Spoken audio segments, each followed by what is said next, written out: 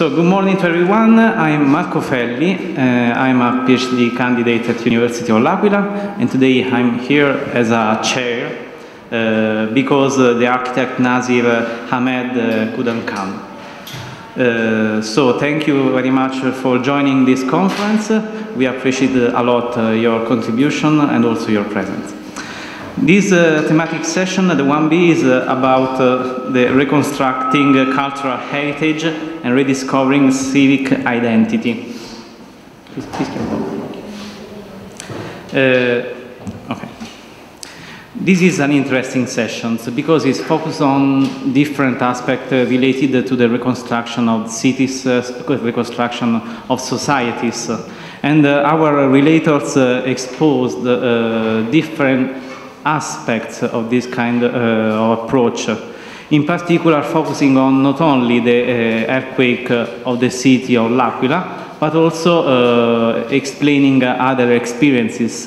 For example, the first one, which is Stefano Cecamore, will speak about the necessity of recover the urban complexity after this kind of trauma events, starting from the last earthquake, so not the earthquake of L'Aquila, but the earthquake of Amatrice and Orcia a few years later than the earthquake of L'Aquila.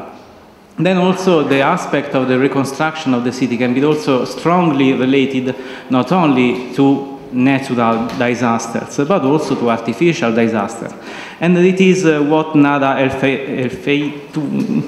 sorry, is going to say, because she will speak about the necessity of recover this kind of societies also from wars.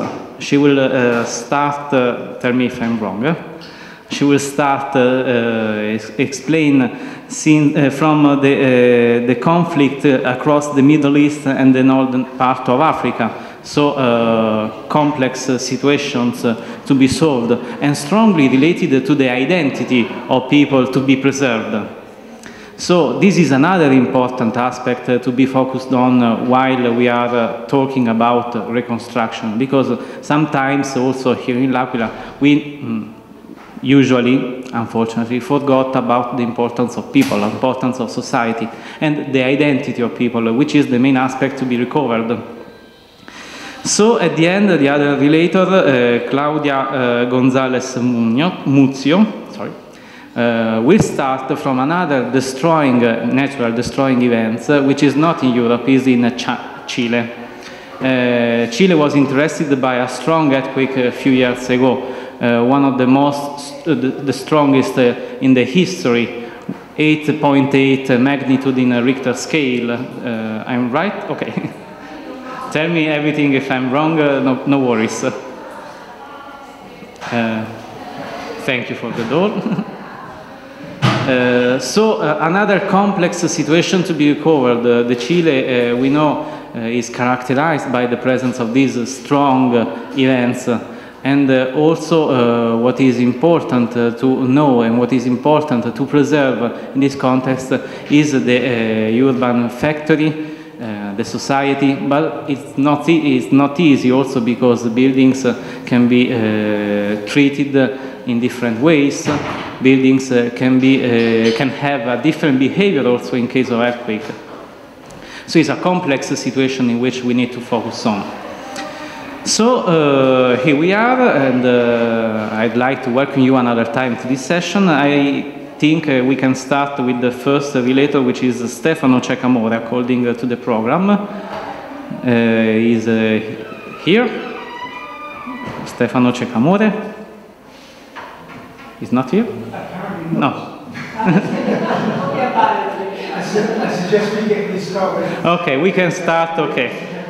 We can start from the second relator because I prepared a speech in order, so no, don't worry. Nadia El-Feitouri will speak about the solidar effect and the localization of heritage reconstruction in post-war transitions. Do you want to use your laptop or? Okay, perfect. So if you are more comfortable, you can use this microphone, or not, you can use also this one. As the authors know, you have 15 minutes. I think we cannot use more time because we are in a hurry. So thank you. Thank you very much. And thank you to the Salt City team for organizing this event, giving me the opportunity to speak on my research. So just to repeat again, my name is Neda Twaituri. I am a Libyan architect and activist who is currently a student of building and urban design and development at the development unit. And the research that I'm looking at today is focused on the issue of heritage reconstruction, as it is often approached by two sort of dominant frameworks. The first is what I'm calling the Solidaire model. It is a model based on private sector reconstruction, a form of disaster capitalism, but one that is very specific to, I think, the Middle East and North Africa.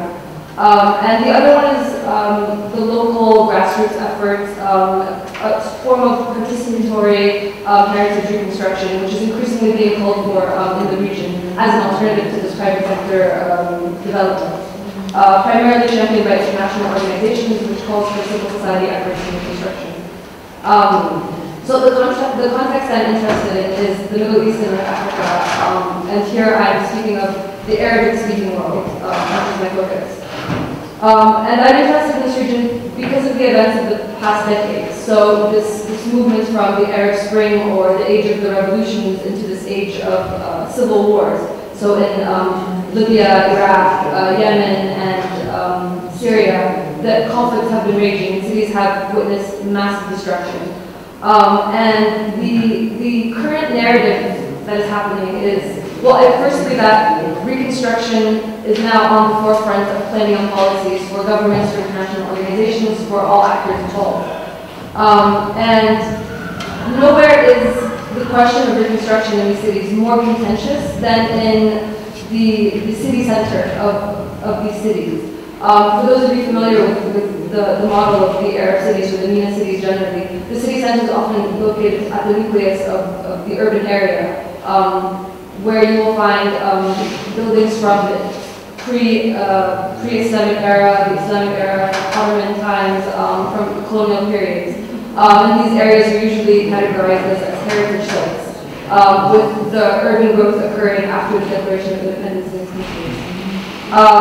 And so what a lot of countries are currently gravitating towards is this Solidaire model of reconstruction, of giving it to the private sector and allowing them to just rebuild, oftentimes just demolish what was there and then rebuild something new. And I just want to give an overview of this Solidaire model and where it came from. So for those of you who are not familiar with the context of Lebanon, after the end of the Lebanese Civil War, there was massive destruction in Beirut, particularly in the city center. And the government formed plans to initiate a reconstruction, which looked at handing things over to the private sector. So the Prime Minister had created Solidaire, a private company, and it was given the task of repairing the city center. There's a number of reasons why this model was chosen. The first being that the government after the Civil War was incredibly weak and did not have the ability to mobilize finances and to mobilize resources in order to conduct a reconstruction process. The other reason was that it was more attractive for foreign investors to work directly with a private company rather than with the government. And of course, government corruption also played a role. The result is a reconstruction process that is heavily criticized. I think it is one of the most criticized processes in modern history. Both local and international voices have decried what has happened in central Beirut, saying that what has happened is they've created a sort of enclave or island just for the rich, designed just for tourists. Others say that it's created this culture or architecture of securitization, and also because they violated the rights of those who own property in the area by kind of strong-arming them into giving up their property and giving them shares in the Solidaire stock at rates that were considered lower than the actual value of the property. For their part, the Lebanese academics have been trying to share the flaws in the reconstruction process as a way to raise awareness and promote different forms of reconstruction, particularly in the region today. And one of these efforts is calling for more localized heritage, more localized reconstruction processes. Because, again, one of the criticisms of the Beirut model is that it erased the identity of the city, it erased the spirit of what Beirut was. The most notable voices in calling for more localized reconstruction has been organizations like UNESCO, who are currently conducting extensive training on cultural heritage management, on reconstruction processes in Iraq, Syria, Yemen, and Libya. But what does a locally led reconstruction process look like? When we talk about local, who do we mean? What is the framework? And what do these efforts look like? The theoretical framework that I'm trying to employ with this research is looking at Jeremy Till's notion of the myth of the community and this idea that the community is this homogenized monolith in which everyone agrees on what identity means and in which everyone is in agreement on how to conduct this reconstruction process. As well as Tony Jacoby's description of this phenomenon, which is the NGOization of space. So when you're calling for local efforts, oftentimes you're calling for civil society efforts, you're calling for efforts of organizations, nonprofit organizations. And I want to explore this localization efforts of reconstruction in my city of Benghazi, where I've worked for 2 years on reconstruction. I think Libya is a very interesting case right now, looking at reconstruction because of the political legitimacy crisis going on, the national crisis. International organizations and companies have still not been able to access the country. It is still to some level isolated from the rest of the world. And so this has kind of amplified local efforts in reconstruction. So just to give a bit of a background, in 2014, a war was sparked in Benghazi after years of instability following the revolution, which led to widespread destruction. One of the areas that was hit hardest was the center of the city, the old city of Benghazi, which is highlighted here in the black circle. Because of the nature of the city center, with narrow alleys, with generally higher buildings, the war went on there longer than any other part of the city. It was the final area to see the end of conflict. And the destruction in this area was more severe than in any other parts of the city. But also the fact that it wasn't just houses, it wasn't just government buildings, but it was iconic buildings, part of the history of the city, which really had a big impact on how people viewed the end of the conflict. It was that, as though we lost something, because we lost these buildings in our city center. And because of this feeling of loss and this need to spark a healing process, much of the efforts for reconstruction began in the city center with civil society organizations, international organizations that were able to access Libya at the time, the Historic City Authority, and local councils and local governments. I interviewed many of these stakeholders to get an idea of what this reconstruction process looked like, this local efforts at rebuilding, and to understand how it looked, these kind of like sort of spontaneous efforts at reconstruction. One of the most prominent efforts was from an organization called Benghazi Ahmed, or Benghazi the Hope, which has been mobilizing young people and volunteers towards repairing public spaces. This picture I took in around September 2018. It's a historic plaza in Benghazi called the Plaza of the Tree. Within less than a year, the organization was able to repair it, and today it looks like this. And so this was one of the first projects that they did to restore what they felt was the heart of the city center.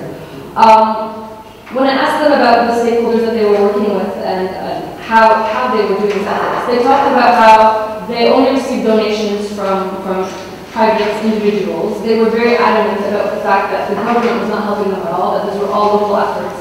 And what they were doing was a method of kind of trying to force the government to do something by showing that if a civil society organization can do this, then the government should be able to do this. But what was interesting was that he also mentioned that the private donors were businessmen, and they would occasionally facilitate transactions between the businessmen and local people who wanted to sell off their property. So there was this element of economic processes ongoing, which they didn't recognize as being outside of their mandate as civil society organizations. They described themselves as being sort of a gatekeeper to this neighborhood and being sort of in charge of repairing it and helping to bring it back to life. That was the phrase they always used, to bring it back to life and bring Benghazi back to life. They spoke very negatively of the Historic City Authority, who they saw as being these heritage elitists who were sort of preventing work from happening on a larger scale. Of course, the Historic City Authority was focused more on repairing buildings, preparing the buildings exactly as they had been built, whereas this organization was more focused on just clearing up the rubble, on repainting, on making it look good again. And so they had this kind of tension with them. I spoke also to the local council, who was kind of like the neighborhood committee for this neighborhood. And while they admired the work of the organization, they said, why are they focused on these public places? Why are they focused on these heritage buildings? We have thousands of people who are displaced, who still can go back to their home. How can you expect people to see that the city has come back to life if people are not even able to go back to their homes? From the point of view of the Historic City Authority, they felt that the CSOs did not have the requisite technical skills in order to do the repairs of these buildings. And they felt that these technical skills did not even exist in Libya, that we should be bringing experts from abroad who had seen reconstruction processes and apply it to Libya. And so you can see that there is this disagreement from different actors about how the reconstruction process should take place. An interesting phrase that I heard was, it's an Arabic phrase, which translates roughly as, a commercially minded thief is better than an ignorant thief.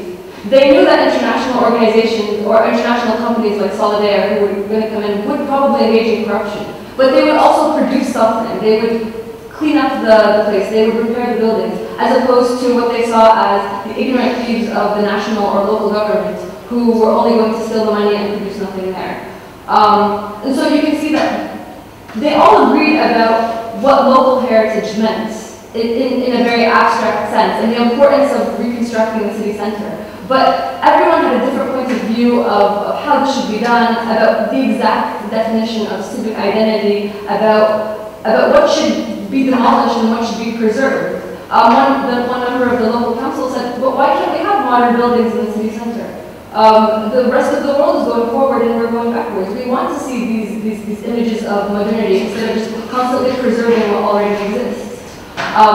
So just to conclude, because I'm running out of time, when we talk about local efforts and local efforts in heritage reconstruction, we must be very cognizant of the fact that local efforts are very different, are very diverse.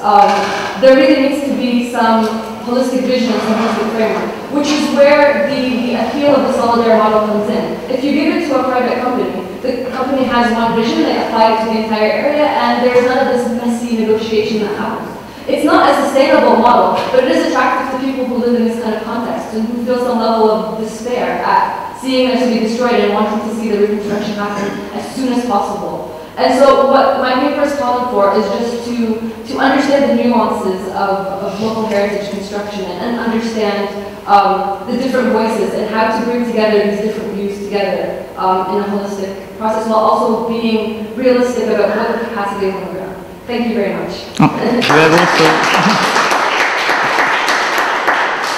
Thank you very much. You have also another minute, if you want to say. You went too fast. Yeah, I got a little bit crazy. I think just maybe to add one last thing, part of the reason why I was led to do this research was because I was reading documents from UNESCO, from places like the Guta Institute, the Institut Francais, actors who are kind of trying to train local groups in reconstruction. And they always use this very vague language of like, we need to promote the local people to acknowledge their heritage and safeguard it. But what does that mean? You know, who are the local people? How do you get them to acknowledge their heritage? What if they already do acknowledge their heritage? It's just different from your international definition. And what do you mean by getting them to guard it? Are you going to pay them to guard it? Are you going to ask the government, which is currently dysfunctional? So I think it's about recognizing kind of this gap between what exists theoretically in reconstruction and then what are the efforts on the ground.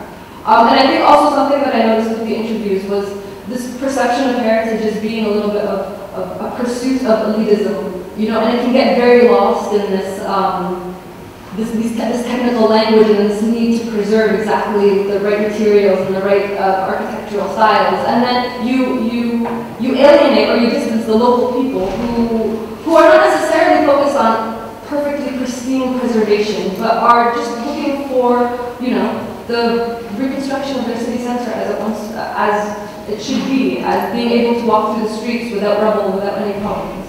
So yeah. Oh, thank you. Thank you so much. Are there any questions? I don't have any questions. You speak so quickly that I don't know myself. So, before speaking. Yes, but because many years ago I did with my professor mission in Libya. And there was very interesting for the Italian idea of restoration. For example, in Tripoli, about the citadel or the damage what was listed. So there is a very interesting Italian heritage, because you know the story. And there was also appreciated in the history of architecture. If I understand that you say that no one is interested really at this to conserve, but I think that before that the war, there was an institution, there was a cultural idea about restoration. This is disappear completely. I don't think so. No. Speak.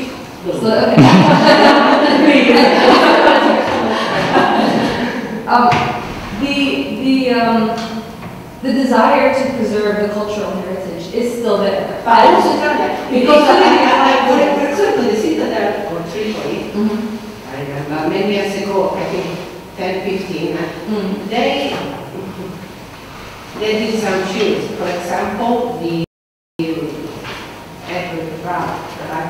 synagogue, they believe that that disappear, natural, without any restoration.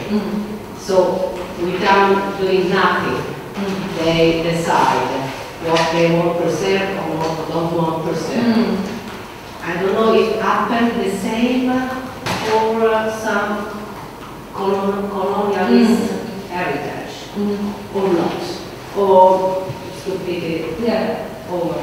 For the Italian colonial buildings in Libya, it is a sensitive topic, but I would say that the general consensus among Libyans is that it should be preserved. It should be, because these buildings have become part of now the Libyan identity and because of the urban identities. And Libyans have kind of taken back these buildings and appropriated them to be part of the urban fabric of the city. So there is a need to preserve them. The question is just, how do you preserve them? Do you bring back the materials as they once were? Do you acknowledge the passage of time on these buildings? I'll give you an example. In Benghazi we have the lighthouse, which was built by the Italians. And it's undergone several conservation efforts under the time of the kingdom, under the time of Gaddafi, and then after the revolution. Right now, the Cultural Heritage Authority is saying that we need to restore the lighthouse exactly as it was when it was first built by the Italians. The same person. Yes. Exactly. Yeah. They're saying we need to build it with the same materials, we can import it from Italy, we need to preserve it.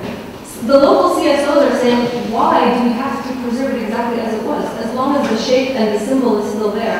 Because the issue was that they wanted to add a clock to it, and CSOs thought, oh, this is a very nice gesture, they're adding something to this piece of cultural heritage. And the Historic State Authority said, no, this is completely deforming the nature of this building. So, it's a bit of, as you said, it's a larger global question of what does the reconstruction look like. And there is no consensus on the ground in Libya either. I hope that answered your question. Thank you. Also, I ask your pardon for your pardon.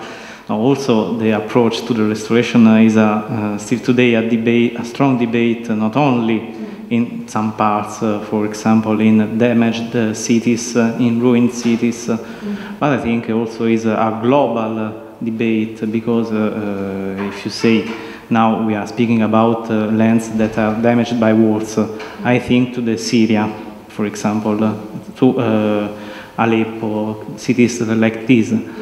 I think also sometimes we need more kind of approaches, not only the architect, not only the urbanist, but also the sociologist.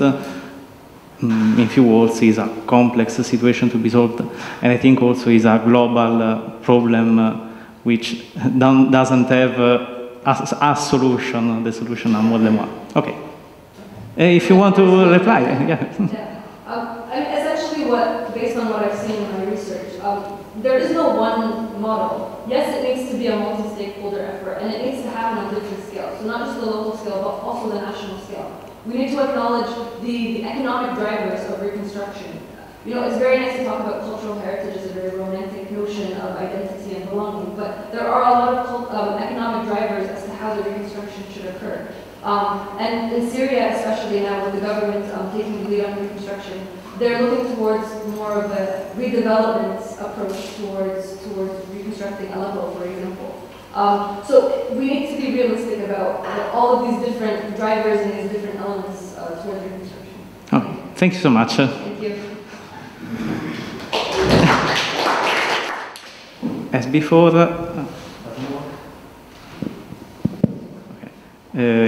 you have 15 minutes, but if the other one relator is not here, I think we can speak for 15 minutes and then we can have a debate after your intervention. Okay? Good morning, everyone. What I'm talking to you today is about the earthquake occurred in 2010, which, as you said, it was 8.8 in magnitude, and affected a series of towns, cities in the central area of Chile. The mark in red is the epicenter, and the right picture shows the area most affected. The cost of the reconstruction were estimated in $30 billion, and there like 500 people died, and 2.5 million people were affected. For this research, I selected 5 cases, all of which are located in rural areas. Most of these little towns are traditional villages built from the 7th century onwards, and the current population in that village range from 1 to 6,000 people. The names are Chepica, Bichuquén, Purepto, Chanco, and Sausal, and they are located in 2 regions. The points in yellow in the picture are there. They have different protection status. Some of them are considered Monumento Nacional, which is the national level of protection. Some of others are considered as Inmueble or Zona de Conservación Histórica, which is like the local or municipal level of protection, and some others were not protected before the earthquake. The national level of protections imply that modification of the properties have to be approved by the National Council of Monuments in a bureaucratic process that implies the need of participation of heritage specialists most of the times. The local level of protections determines the need of approval when the people want to demolish the properties. None of them consider benefits for the owners or resources for maintenance, for example, and both put the burden on the owners. So, in many cases, the cause of the damages after the earthquake or the vulnerabilities of the buildings were mainly the lack of maintenance or abandonment of the properties, changes in local population, rural to urban migration and aging processes, the impoverishment of owners and modification of traditional structures. The houses were built using thick earth or adobe walls with timber roofs and clay tiles. Partitions are normally made of light wood frames filled with earth. And in towns, houses usually are arranged in continuous facades that generate urban corridors or walls near the sidewalk. During the earthquake, more than 3,100 houses were damaged, and 27% of them were built in adobe. This is an example of the extension of damage in Curepto, before the left picture and after the earthquake in the right. And as you say, most of the urban fabric were destroyed and the continuity and the integrity were lost. So reconstruction approaches was very different in each case. Some places want to rebuild with traditional techniques and materials, trying to improve seismic response. Others rebuild with new materials but similar spatial configurations. In other cases, the reconstruction were built with new materials and different forms and ways to be located in the plot. In some other cases, they placed an emergency housing, normally made in with wood, and modify the houses afterwards. These approaches are shown from the costliest to the cheapest. And the discussion on rebuilding the same way or not was not only technical issue regarding the heritage restoration and reconstruction international charts and agreements, but it was also a problem, an economic problem, a bureaucratic problem, a technical challenge, and a matter of time, because people wanted and needed their houses to be rebuilt as soon as possible.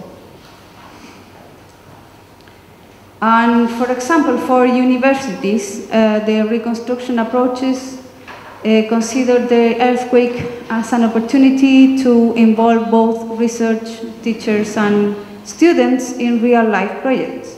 And some of them consider this to take study cases for exploring ways of rebuild in Adobe and make the Adobe less vulnerable for future earthquakes. And while others prefer to contribute to housing rebuilding from practice of design, legislation application, technical assistance to owners, and they prioritize the quantity of housing rebuilt instead of the quality of the reconstruction. So all of them intend to recover the local identity, but the ways that they did it was very different. And the results were very diverse. So I will show some examples. This is Chanco, before and after the earthquake. The red areas are houses to be rebuilt by a university. There were more than 100 of them, and they decided to use the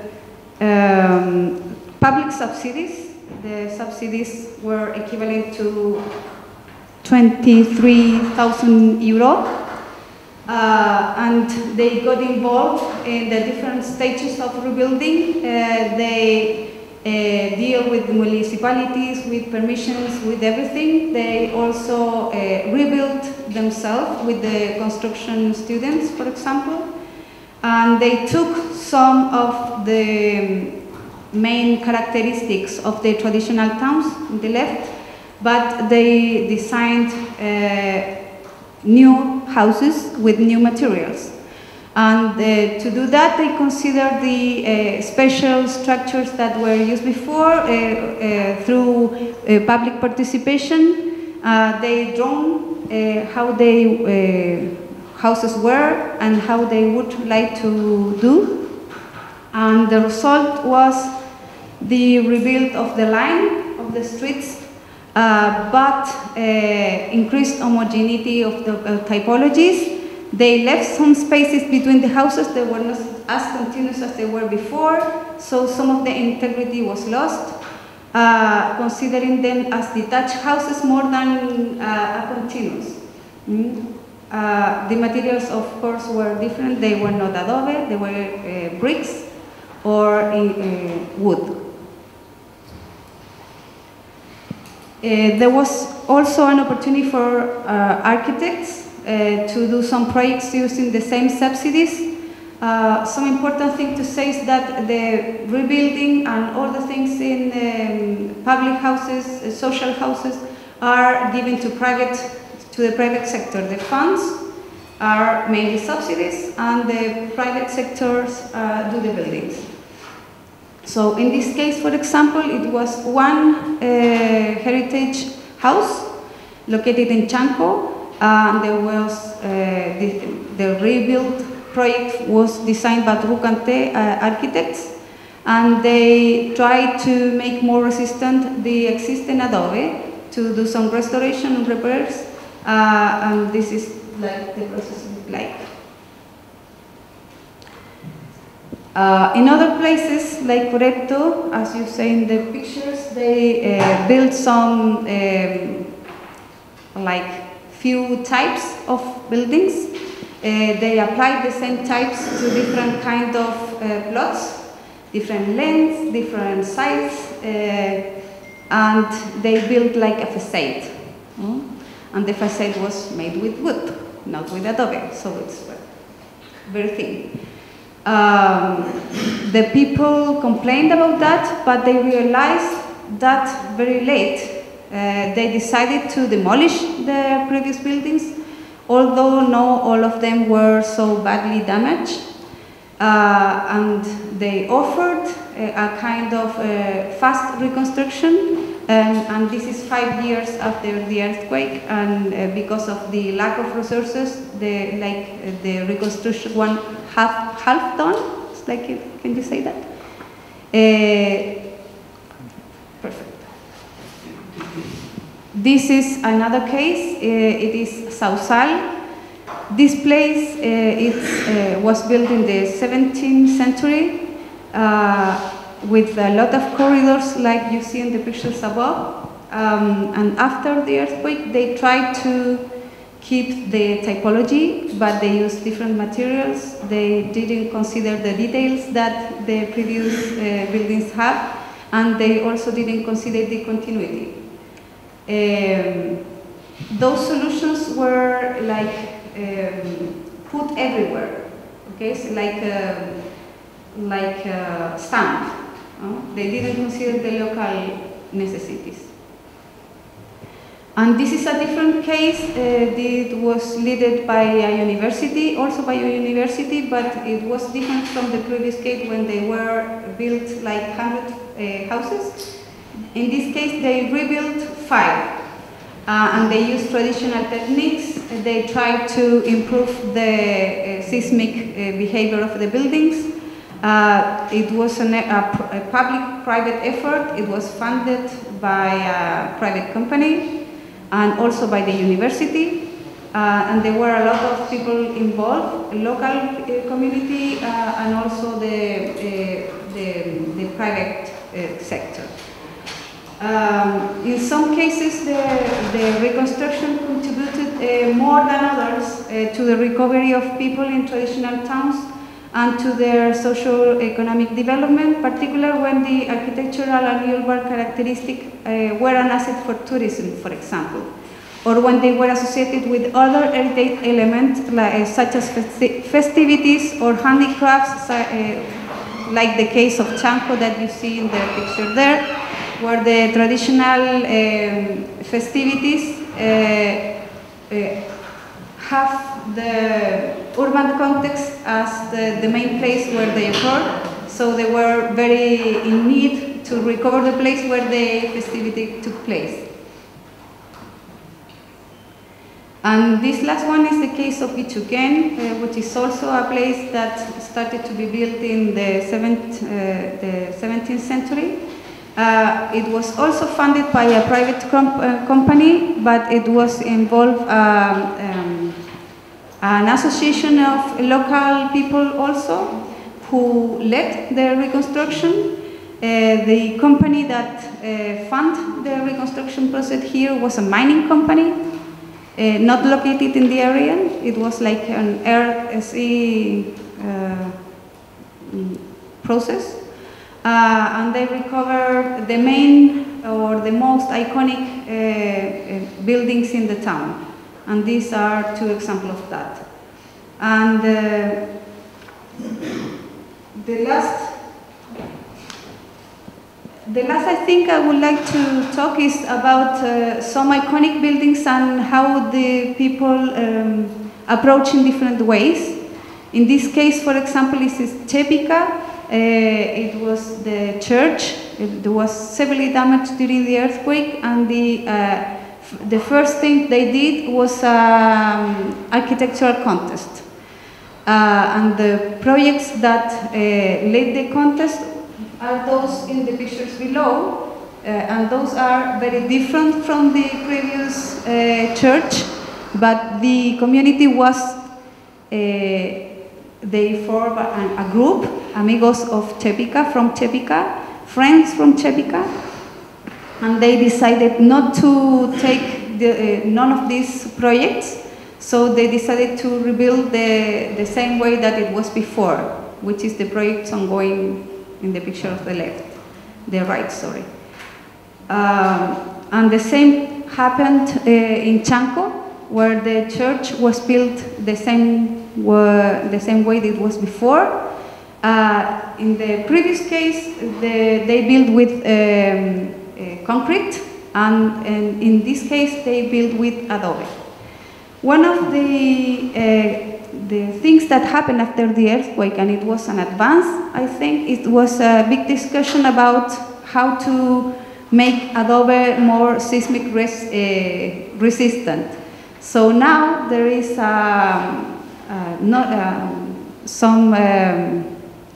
there is one norm that allows to rebuild in adobe when there are traditional buildings or where there are heritage protected. It doesn't allow to new buildings in adobe except housing. You cannot have, for example, a school in adobe or another facility, public facility, but there is the opportunity to rebuild in adobe, and there are some recommendations to make the structures more resistant. The influence on reconstruction path, is this the last one? Yeah. I didn't see anything. Some of the things that we can conclude from this is that the degrees, the kind of different influences are the degree of social cohesion in the community before and after the earthquake. It was observed in some places that, like Hopkekura, that they stopped demolition processes and decided to rebuild with traditional materials and techniques. The participation of private sector and universities, as well as the creation of local NGOs, influenced the interest in reconstruction, funded and directly implement reconstruction processes. Some had, but others not, had the capacity to deal with bureaucracy and derived from the protection status of the buildings. The provision of public resources for reconstructions was very scarce. So in most cases, the resources were not enough to complete the reconstruction. The financing possibilities were also very few. There were subsidies or the participation of the private sector or the own resources. There was, previous the earthquake, the lack of regulation for adobe construction. Now it's regulated. And the existing legal frameworks for subsidies to private owners, the policies, especially for social housing, does not allow the people to rebuild with enough velocity. It required a long effort in dealing with the bureaucracy processes in areas protected. And also the priorities are need to move some resources from one place to another, and leading the rural towns like these ones with a few population in them very back or very behind the other places that pressure the most. So that's it. Thank you very much. Thank you very much. Are there any questions? Please. I also studied construction and building of Aula, so I've seen the case of Beach Camp, for example, and I've been there in 2017, and I think it's a very rigorous case study. But the general problem, in my opinion, is that this kind of reconstruction, which is different from place to place, also in very close villages, produces many differences in everything. So what I wanted to ask is,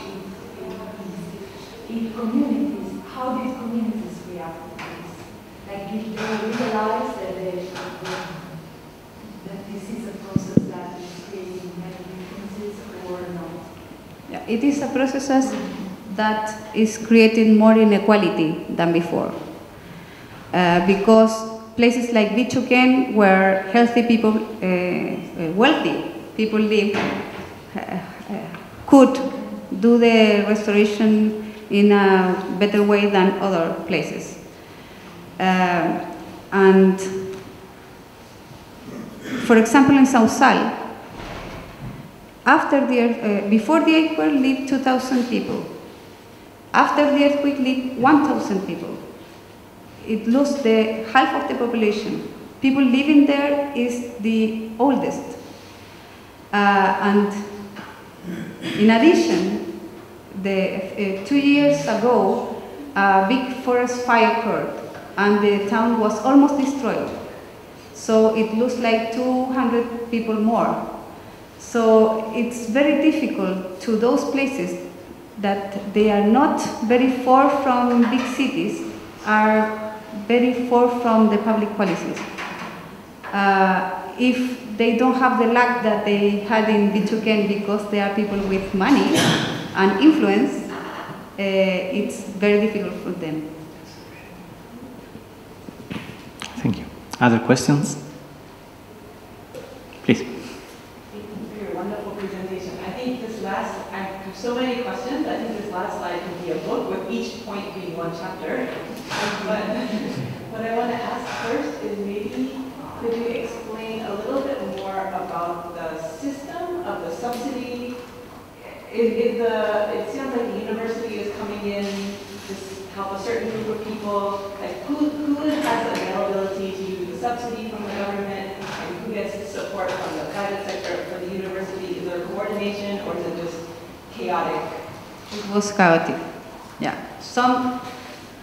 It's like any university picked a place to work in. Some places had a lot of attention. But in general, the thing about subsidies, the public policy for reconstruction or for social housing is the same. Okay, there is not a special scheme, except for the heritage zone, and it was created after the earthquake. There was not there before, but it follows the same scheme. There are a certain amount of money, and this amount is allocated on the owners, and there is different kind of people available to do the buildings. There are some companies, there are some NGOs, and in some cases there were the universities, but because they wanted to. No, nothing special in there. But in most cases, the resources they weren't enough to do to rebuild the buildings. So in some cases, some other funds were given by private companies, like the mining or the forestry or whatever. And in some other cases, there were not more resources, so they do what they can do with the resources available. So that's why the difference.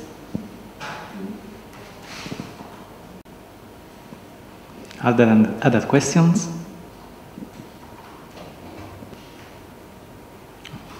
So, thank you. I didn't see the other relator, Stefano Sciacamore, is here? No, okay. So in theory we have still 5 minutes, and I would like to use these minutes for make a sort of comparison, because we listen to 2 different areas of the world. And we found also, according to the guest note of this morning to the superintendent of l'Aquila, a lot of analogies also with l'Aquila city. So reconstruction is a problem in common different areas. But according to you, because I was curious about the reconstruction in Abdob instead the reinforced concrete of the last, one of the last case studies. According to you, I'm speaking to both the relator, what is more important? Let the people remain in the same area in quick periods, for example, in 1 year. So we created temporary buildings, as you showed us maybe in some city. Or could be better to try to recover the identity, conscious the fact we risk to lose the memory of the place? Because I think these are the 2 points in which we need to move during the restoration. I'll start? In some places, for example, the people were very frightened about rebuilding adobe. And even though the buildings were not so damaged, they decided to demolish. As you saw in the picture of Curepto, the extension of damage was so big in some places that the city was not the same. If you walk through the city, you can see the city that you had before. And people know that. And people were very afraid of not having the city back again. So even though the materials were different, or the buildings were not the same, or they were not built in adobe, they needed to have the form of the city back. That's they decided in most cases. But they also wanted to have the reconstruction as soon as possible, of course. The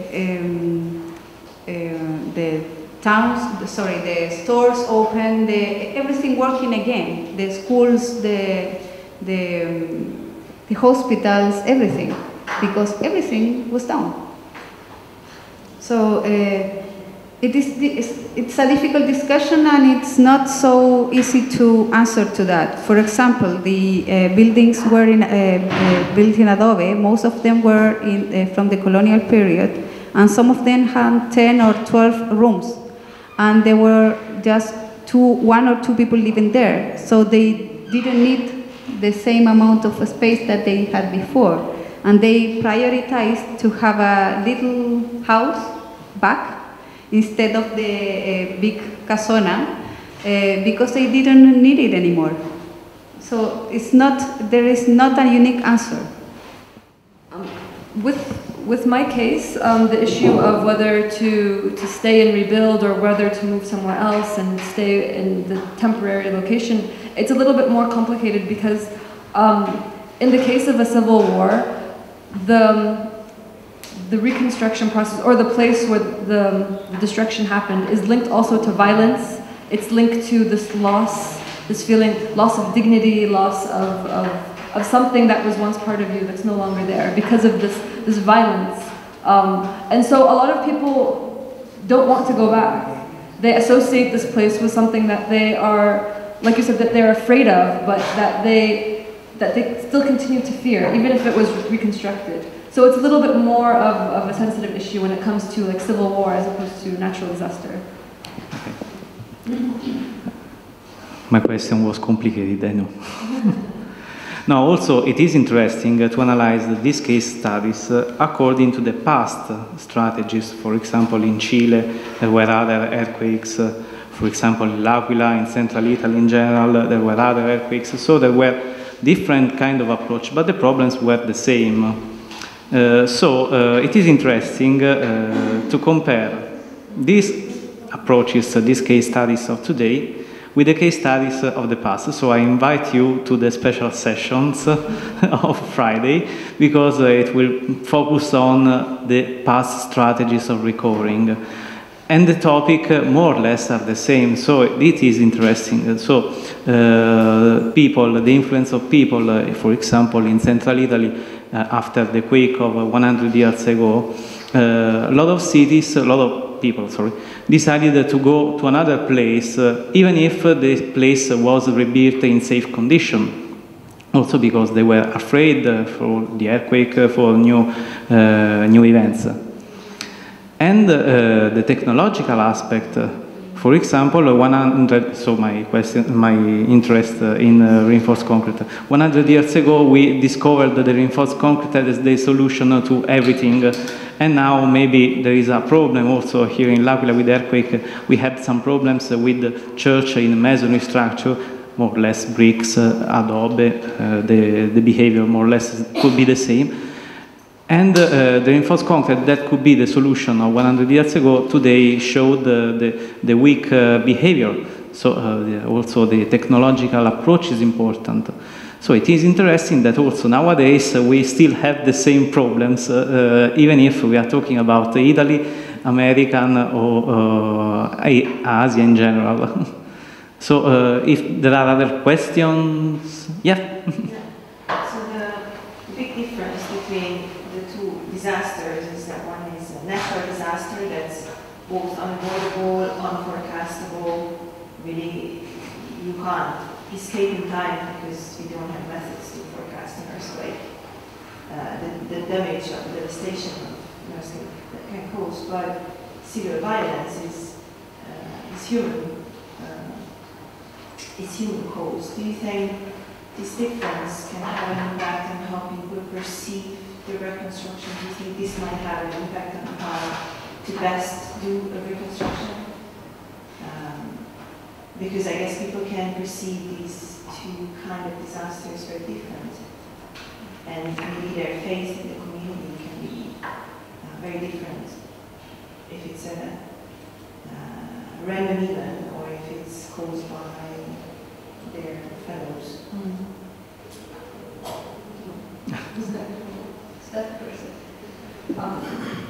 So in the DPU, we have a module on post-conflict, post-disaster recovery and reconstruction.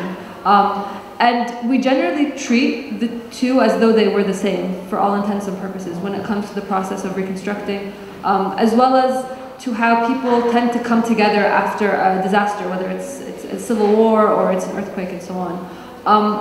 But yes, there is a difference in how people respond, primarily because of the impact of the disaster on the state itself and on the governance systems. An earthquake has a very physical effect, but the civil war often leads to or is a result of an increasingly fragmented government. So I think that's where sort of the difference lies in the governance of the country and in who is there to start leading the reconstruction process. For me, that's how I see the difference. And in the case of earthquake in Chile, they are very common. And of course, the hazard is natural, but the buildings are human. And the adobe buildings resisted a lot of earthquakes, a lot. They were built, most of them, 1 or 2 or 3 centuries ago, and they have resisted maybe 10 earthquakes. The problem is the behavior of people, because they made a lot of modifications, changes in the structures. They changed the place in the roofs for metal roofs, lighter, that they don't help to make the structure more resistant. They added some pieces with different constructive systems. They abandoned the places. They stopped maintaining. So the problem is human, and also we forgot how to behave when an earthquake occurs. So there is a lack of preparation. There is a lack of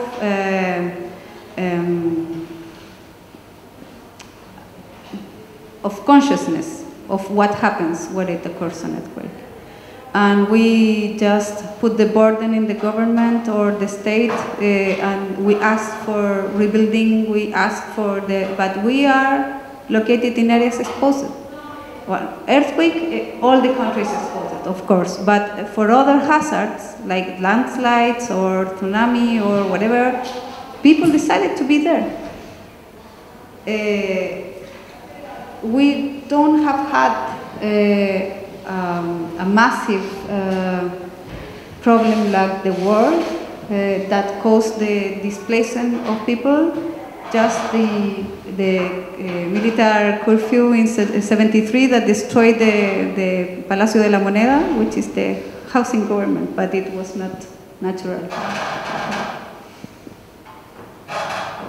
Yes. My question is to Claudia.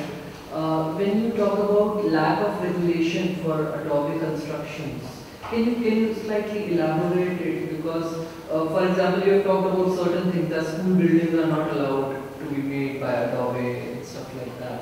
But how, if that is the part of the traditional construction system and it is recreated or restored, then in what way do you think the government should generate regulations for that kind of thing? We have very strict building codes because the past earthquake, every earthquake had a building code, okay, or update the existing one. And what happened with adobe is that there was no building code for adobe because it's a traditional way of building. But because of the building codes are for every building in the country, if you wanted to rebuild in adobe, you have to comply with something. So after the earthquake, there was a big discussion between engineers and architects and heritage specialists. And they came with a minimum regulation for adobe buildings in the case of heritage. So they can be eligible for subsidies, they can be eligible for public funds.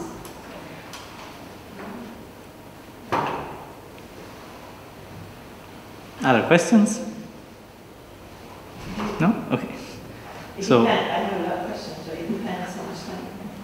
in theory, it's lunchtime. If no, I'm just kidding. No, how much? Because the organizer is outside. How much time do we have?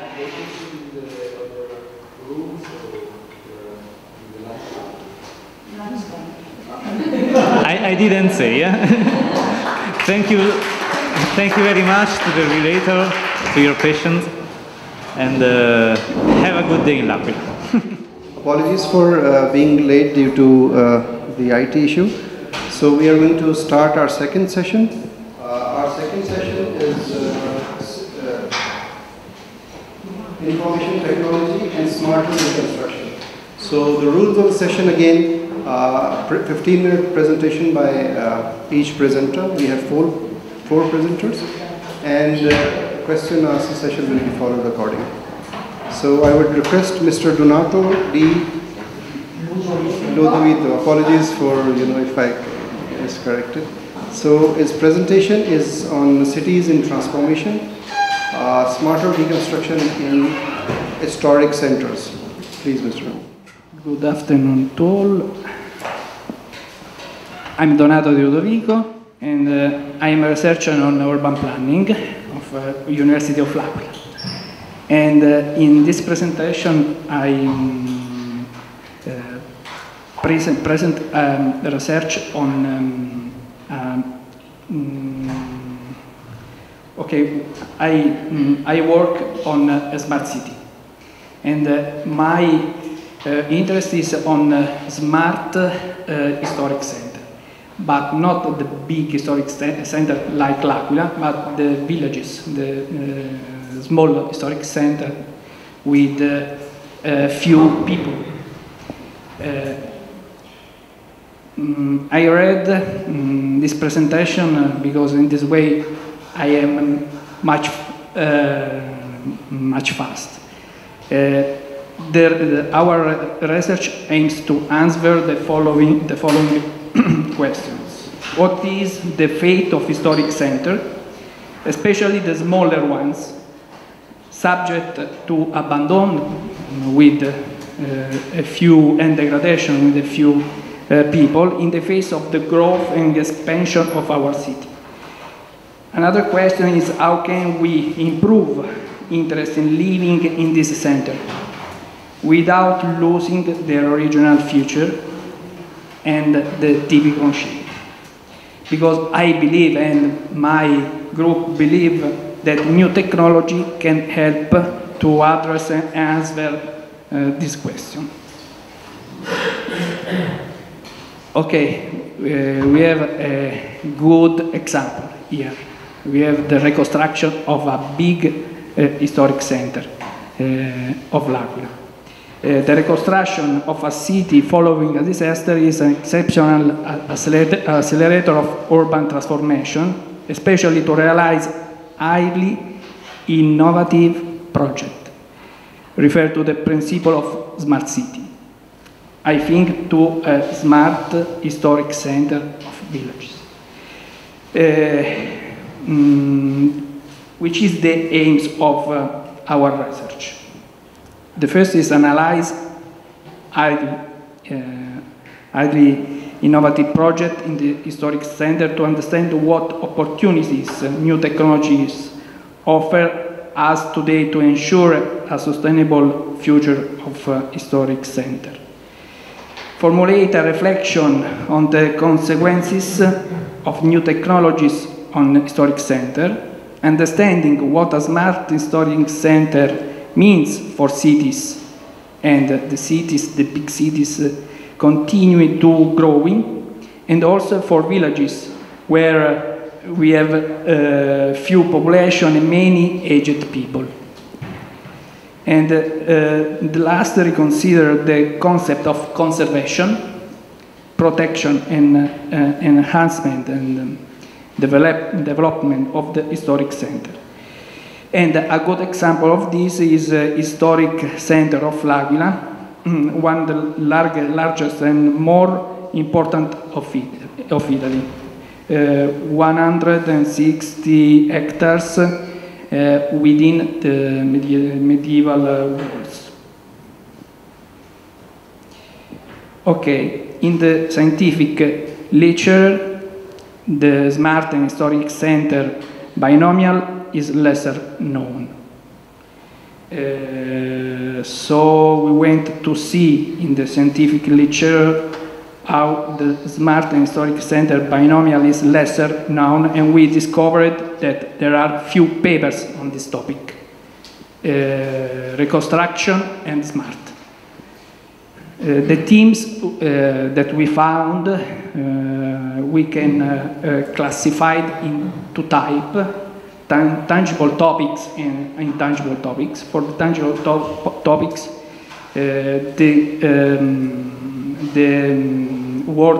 the keyword is urban utility tunnels, and after I have a slide on this type of theme, because in L'Aquila we have an example of this.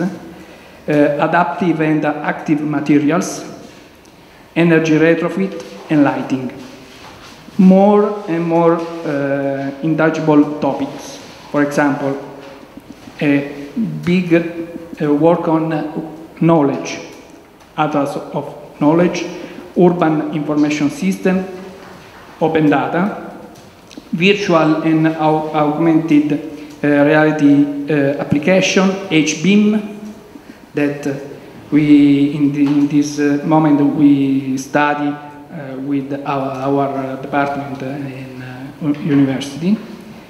Smart IoT based building, autonomous driving, smart communities or communities networks, sensing city, air quality, structural traffic control sensor, Bluetooth sensor network, hotspot wireless sensor for site protection.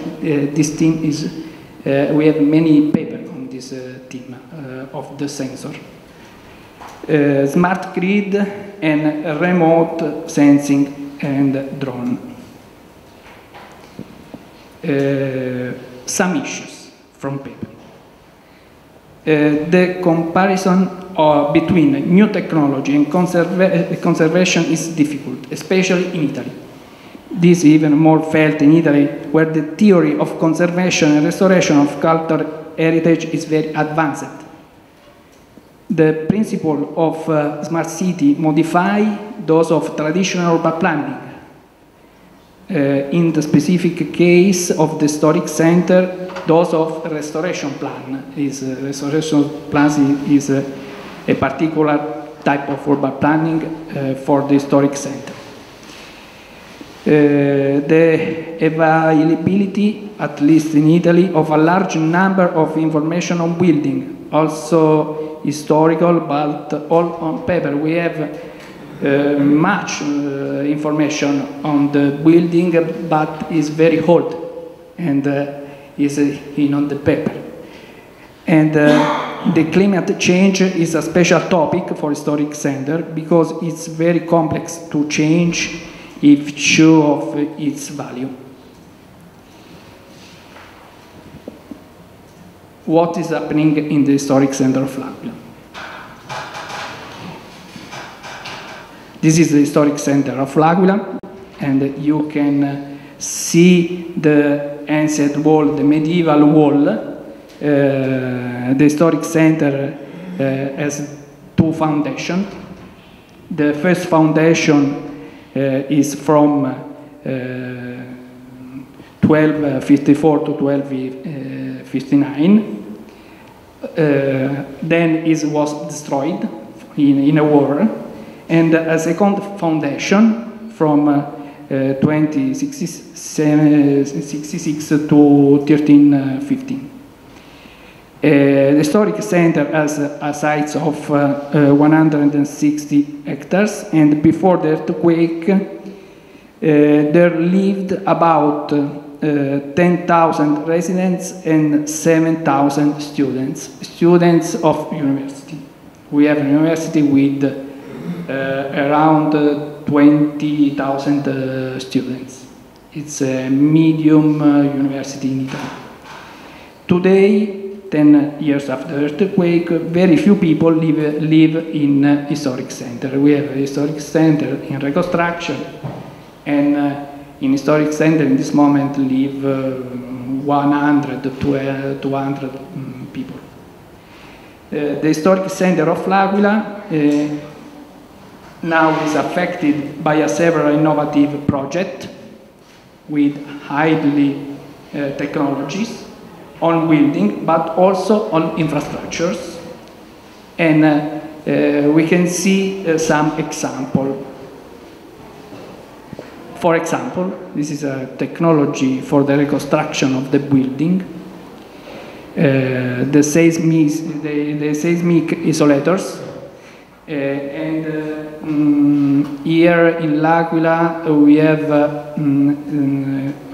we use this type of technology even on the cultural heritage. But you can see other type of technology, the active seams for the masonry, or this type of platform with the seismic isolator. Other technology inside the historic center is the smart tunnel, and it is a tunnel built under the streets.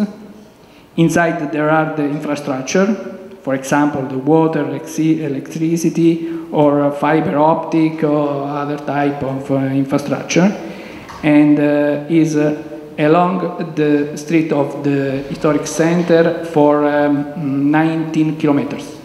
It's very, very long. This is a project of municipality of L'Aquila. It's smart grid. This transforms the traditional electricity grid in a smart electricity grid. For example, This grid can help citizens to reduce their consumption because we have the information for this. Or along this grid there is the charging station for the electric cars. L'Aquila is a city where there is 5G experimentation. In Italy, we have 7 cities that have this experimentation. As we can see from this diagram, 5G has numerous usage scenario. And from this scenario, the University of L'Aquila will experiment the sensor network, the augmented reality, and self-driving car. These 3 scenarios. This is an experimentation of sensor network. We put a structural sensor connected to a wireless network placed on some building in the historic center. The sensor measures the movement of the buildings and could allow to leave the building before the collapse. It's very important for the safety of the people before a disaster. And this is an example of the where we put a structural sensor. It's the church of Collenaggio. It's a big, it's a basilica. It's a big church that we seen this morning with yes. Other example is a study of Università L'Aquila on augmented reality on the cultural heritage of historic center. This is an example applied to some building of historic center, and when we can see the city and the building was in the medieval period, original shape, okay? And you can see the original shape, the original culture heritage, and today building. This is an example of what we can see with our application. Other theme is the knowledge, because L'Aquila even today is the city of knowledge. We have big data on building. The numerous reconstruction activities from studies to projects are producing a very high number of information, and we can talk of big data. Urban knowledge about the city response to disaster, security, and therefore resilience. In-depth knowledge of the architectural object, also in historical terms and typological analysis. In-depth knowledge of the structural object. Deep knowledge of soil, because we have many tests, many investigation, etc. And knowledge concerning the innovation of techniques and technology. This is an example. This is a GIS of a special office for the reconstruction of L'Aquila. And here we can see the information on the risk index of the building. We have the risk index after reconstruction. And with this information, the citizens who want to buy a house, for example, evaluate the risk index after reconstruction and can buy the building if I have an higher risk index, the value of the house is low, no? And this type of knowledge means change the market of the cultural heritage. Another example of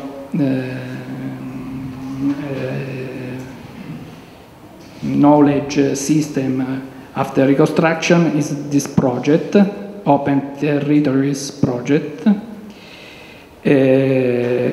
Open Territories is a documentation, education and research center, is new, start in this month. Inside this center we make prevention and management of natural disaster and reconstruction and development of disaster affected areas. And with this project we make a WebGIS, an open tool for social sharing of all knowledge produced during the reconstruction. It's the last. What we expect from this research? A new role of historic center with support of new technologies, in particular for the historic center of villages. And we know that we think that historic center that become the heart of development of inland areas, of inner areas. A new concept of planning of historic center that meets the SMART principle, for example, a planning that uses the potential of digital networks, open and flexible, while conservation is stable. We have this problem is very important that because we need a planning flexible, but the conservation is stable. Is two concepts very different. And the last an evolution of the concept of conservation of cultural heritage. We think a concept, open concept of new technology. For example, historic center today in Italy is not possible to install small wind turbines or photovoltaic panels. It's impossible. We believe this is necessary to ensure the smaller historic centers are not abandoned forever, because today we are on this way. Okay? Thank you. So we have our next presenter, Mr.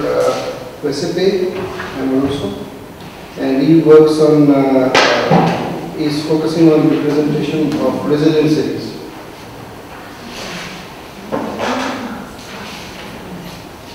Good afternoon. Thank you for the invitation. Thank you, Professor Marcelo, for the presentation. I will present you briefly research program we are doing on the town of Amatrice, previously under the province of l'Aquila. So it's a town very important for the district of l'Aquila, for the history of this place. We are dealing with the reconstruction. With the big question, how should we reconstruct after a disaster? Because of course we know that natural disasters interrupt the organic evolution of a town, of a place, and so they have a strong impact on the life cycle of places and on people, of course, we know very well. According to Italian scenario, that is really exposed to seismicity and of course natural disasters. We are studying the methodologies of documentation of historical urban landscapes. So we are working on the historical center of Amatrice that was completely razed and ruined down by the earthquake. So as a don't have pictures of Amatrice. I don't have pictures of the historical center, except the picture that you can have in your memory about the two towers survived after the shock, and a small portion of the museum, the local museum. It's curious that you know that eldest buildings survived. We are working on representation, so we are working with digital media for representation. In particular, we are developing an algorithm to simulate the townscape according to the future regulations for the rehabilitation plan. And we are introducing BIM applications within the project. You know that I see is fragile, and for historians maybe it is really conventional, maybe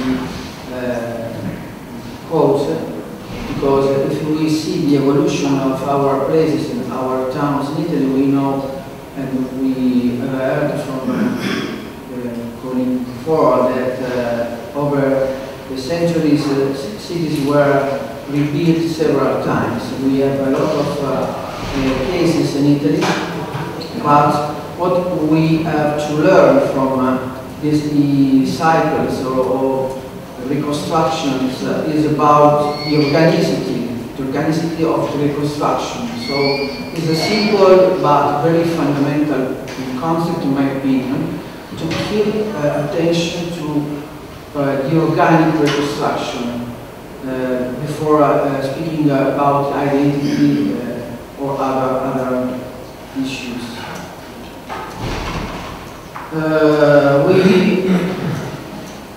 We see a town in Sicily. Probably you have recognized it. It's an author. It's a listed in UNESCO World Heritage place, and was destroyed by the earthquake of 1693, where Italy was under the Spanish domination, and a lot of other towns like Syracuse, Ragusa, Ibla, you know, the places that you see, the Commissario Montalbano, maybe now we can see worldwide. These places were destroyed, completely destroyed, with thousands of deaths. And for example, Ragusa was split in two towns because they have two parties, the paroch of San George and the paroch of San James. So one party maybe decided to preserve the actual historical center of Ragusa, the beautiful place with the Baroque buildings, and the other party, the party that was represented by people, not by nobility, but by people, decided to build another town. It was really curious to see as the same place, the answer to the same question, how to rebuild, how to go, how to survive, was managed with two different. This is Dell'Aquila and Aula, maybe, that they were rebuilt according to the ideal real city, because of course artificial. Another big shock, probably you are recognizing the river Tejo. We are in Portugal on the 1st November 1755, one of the most important shocks we had in the Mediterranean or in the European context. 90,000 deaths. And the Marquis of Pombal was commissioned as a commissary, as a chair of the reconstruction, and the district of Bascia was reconstructed. This district that is going from the Rossio to the river front, and they decided to, was it the first time, one of the first time where concrete was used as a reinforcement system. And in my opinion, what is important that the seismic reinforcement, the technological smart retrofitting was integrated, entrenched, linked with the architectural typologies and the construction of local materials according to building skills and so on. Okay, Amatrice, our project started 2 years ago after the royal visit by the Prince of Wales in Amatrice. This is the one, the unique picture I will show you for Amatrice. And then we started having a meeting in Milan in July 2017. And we received the grant from the Princess Charitable Trust. And this grant is currently founding a research program at Polytechnico di Milano, where I am based. And we started from 3 pillars. One is the genius loci, the other one is natural heritage, and the other is heritage community. The last 2 topics are coming from the Faro Foundation, that probably you know better than me, and so our topics on the importance of the recognizing by the community of heritage, because heritage is a big word, is a wide concept, but if we speak with people, if we deal with the people perception, probably we will have a more extensive and more open understanding of what is the meaning of heritage according to tangible and intangible issues. We are dealing with landscape, and in particularly, you know, Amatrice is very rich, is a town of foundation under the reign of Naples, like dell'Aquila, and can be considered a cultural landscape. That is another definition coming from UNESCO, because Amatrice was or is it's 69 villages. Amatrice has 69 villages, so it's a metropolis maybe in some way. It's a metropolis in terms of extension, but the town has just 200 to 2,200 inhabitants, so imagine. And during summer they arrived until 15, 18. So they had 7 times the population during the winter season. The research is proposing a support to the decision-making process according to 3 points. One is the developing the HBIM, the Building Information Modeling application. So modeling representing architectural buildings. The second is the use of simulation tools, what is called instant modeling, so the simulation of 3D environment.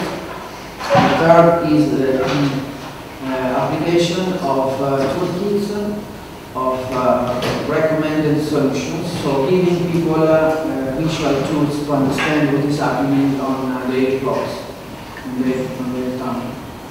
So in the English scenario, this code is called also Patchwork, and was applied from the Dutch of Cornwall new way, Cornwall designed by other architects.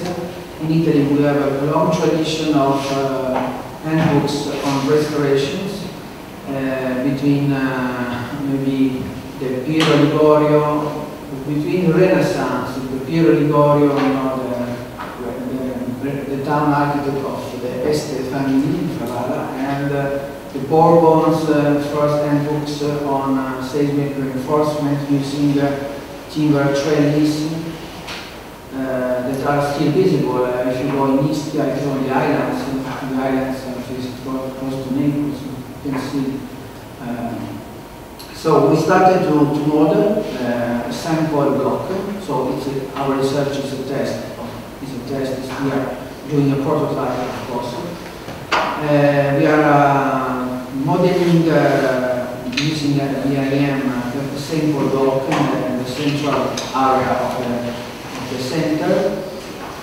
And we are, because you know that in the reconstruction process, usually you have to start from a minimum unit of building. So the minimum unit in Amatrice is, of course, a block, because it's a small center.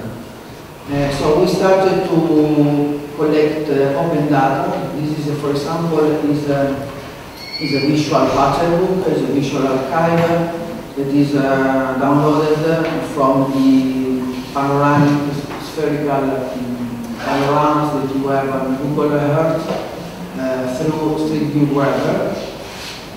And then we collected the handbooks on Abruzzo, on Marche, and other places. So we studied the fraction in a small village, Costa Amatrice, that is still alive, so can use it as a reference. Even if Amatrice was founded as a town, and so is a pattern of a town. Instead, villages are more related to vernacular construction, so very, very simple details. Amatrice had a very main street, it is unconventional for the small Apennines towns. So as you can see in these images, we started from details, from windows, from doors, from a series of elements, according to pictures, according to open data.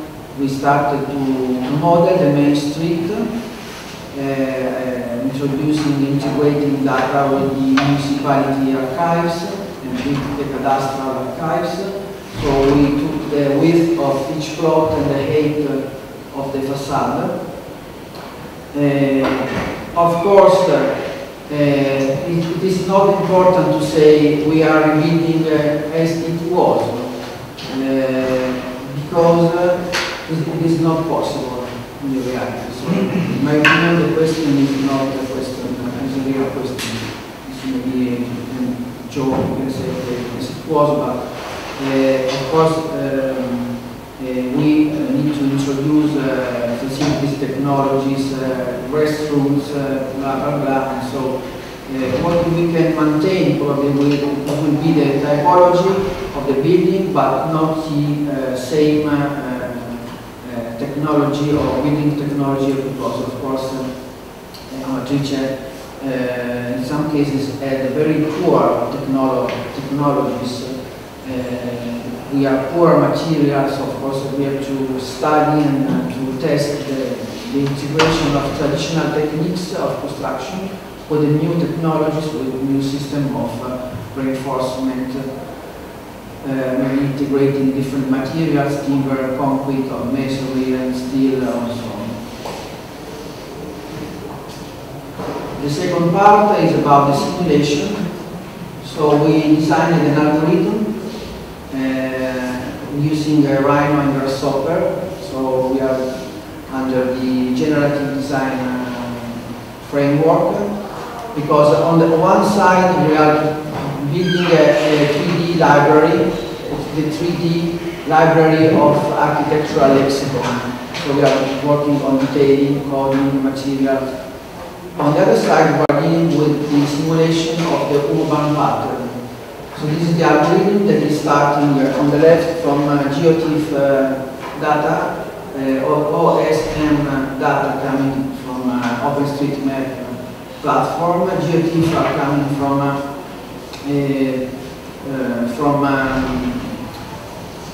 the Shuttle Radar Topography Mission. It is a project that is mapping all the planet. So we have a GeoTIFF, is an American-German project founded by US and Germany. So we have GeoTIFF of everything with different quality of data, of course. The other part is the extrusion, is the 3D extrusion of the ground. And the middle part is the contour line extrusion. And lower part is the 3D modeling of buildings. So having a map, having data about it, integrating with the contour lines and the geotips, it's possible to generate these images. So these images are generated by the algorithm with, of course, different ranges of quality. And so we are tuning the algorithm. We are trying to fix the algorithm. And this is the 3D environment that is coming from the simulation.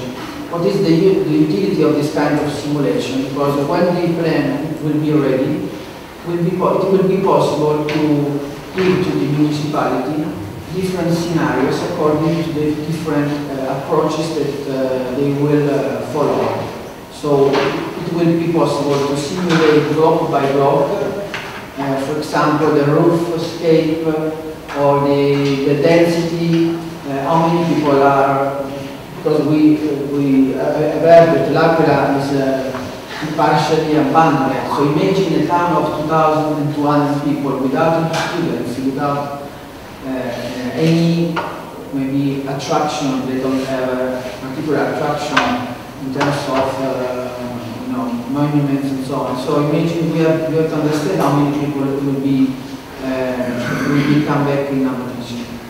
So in my opinion, it is better to have a simulation tool instead of having a modeling tool. So not just remodeling the previous environment, so keeping the cadastral planes and remodeling to do a plastic, to do a maquette, but it's better to have a simulation tool. It's more flexible because we can change data and parameters, and then we can give feedback to planners, to urban designers, and maybe imagine, for example, the opening on a new street, or we can add a story, because if you want to maintain the same density, but we have to add restrooms, to add a staircase, to add an elevator, to maintain the same floor surface, probably we need to add one more story. Or we can add to add a loggia, or people want to add something in their block. So it is better to have this kind of approach, in my opinion, of course. To conclude, the last one slide, few further outcomes. Okay, virtual testing and simulation of different solutions for the same plot or block. Checking the impact of buildings on the streetscape, to preserve the identity, the feeling, the identity of the place, because this is an issue that came up from the population after the shock. The BIM libraries could be 3D printed, so we can do prototypes of facade one-to-one. We can do, why not? We can do one-to-one reconstruction. Sort of biennale of Venice reconstruction of the main street. We can have visual references supporting the understanding of the reconstruction, because one of the points is that the participation in this process of reconstruction is very low, very poor. So how to deal with people? We have to give tools to understand really what they are. What will be the place after the reconstruction. So we need to work with the 3D models, maquettes, 3D printing, other tools. So to conclude, this approach is, I call it continuous knowledge. So it's going beyond the concept of survey. The survey is, you survey at the date, today, tomorrow, 1 year ago. The continuous knowledge, in my opinion, using digital media in the right way, as the colleague before presented, is important because you can continuously assist and support decision makers. Thank you. We have a third presentation. Our fourth presentation is rehabilitation of existing buildings using smart sensors and ICT. Good morning to everyone. I am Università from Università of Aula. I graduated with Master in Engineering and now I am a PhD student at the University of Aula. I will present work under the title Rehabilitation of Existing Buildings using Smart Sensors and ICT Technologies. The presentation starts with a background of sensors, wireless network, autonomous network and their application, and then the conclusion. In particular, after to have focused the attention on the advantages and the disadvantages of ad hoc network, a specific sensors network are presented. This system is suitable for instruction monitor and environment comfort. In particular, this system allows to be installed with flexibility and to control vibration, displacement, spatial position, as well as environment performance like temperature and humidity. Then this system has been tested in a new instruction where this instruction is used as school lunch. A sensor is a device which converts a phenomenon or its variation into an electrical signal. The sensor market is extremely diversified, like automobile industry, aerospace, biomedical, production and control in industrial processes, and is continually growing. In particular, it has been estimated $43 billion annually. The demand for devices increasingly sophisticated and easy of use lead smart sensors. The connection of transducers to the network is a perspective both attractive and economically for a variety of applications. Many solutions are already available on the market, but many local area networks have their particular physical interface and communication protocol. Use it one physical interface requires significant investment, which result barrier to development and the growth of intelligent transducers to be connected to the network. So, for this reason, a standardized interface would facilitate the market, lowering the development cost and the proliferation of smart transducers. The fusion of smart device with network, in addition to lowering the total cost of the system, lead to ease of creation, installation, diagnosis and maintaining system, so there are a more reliable system. The term smart sensor was adopted in the mid-1980s, and smart sensors enable conversion of the raw signal of sensor in a level form that it makes it most convenient to use. Today, are required to be transducer additional features to be considered smart, like ease of integration in any application environment connected to a network, and self-identification of transducer to the system. In particular, ease of implementation and updating of measurement and control system connected to the network, and automation of diagnostics system configuration and identifies procedure in a multi-vendor environment.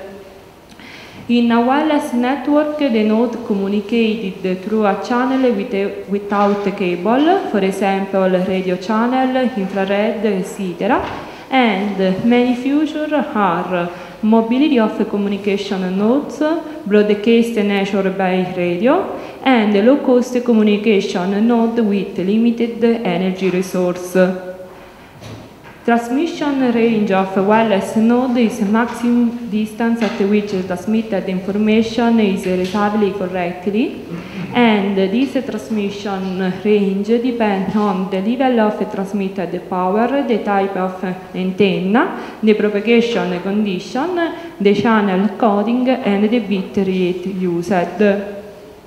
Moving from infrastructure network to ad hoc network, there are many advantages, like low cost and a variety of application, personal communication, phones, laptop, energy operation, military application, home automation, and safety.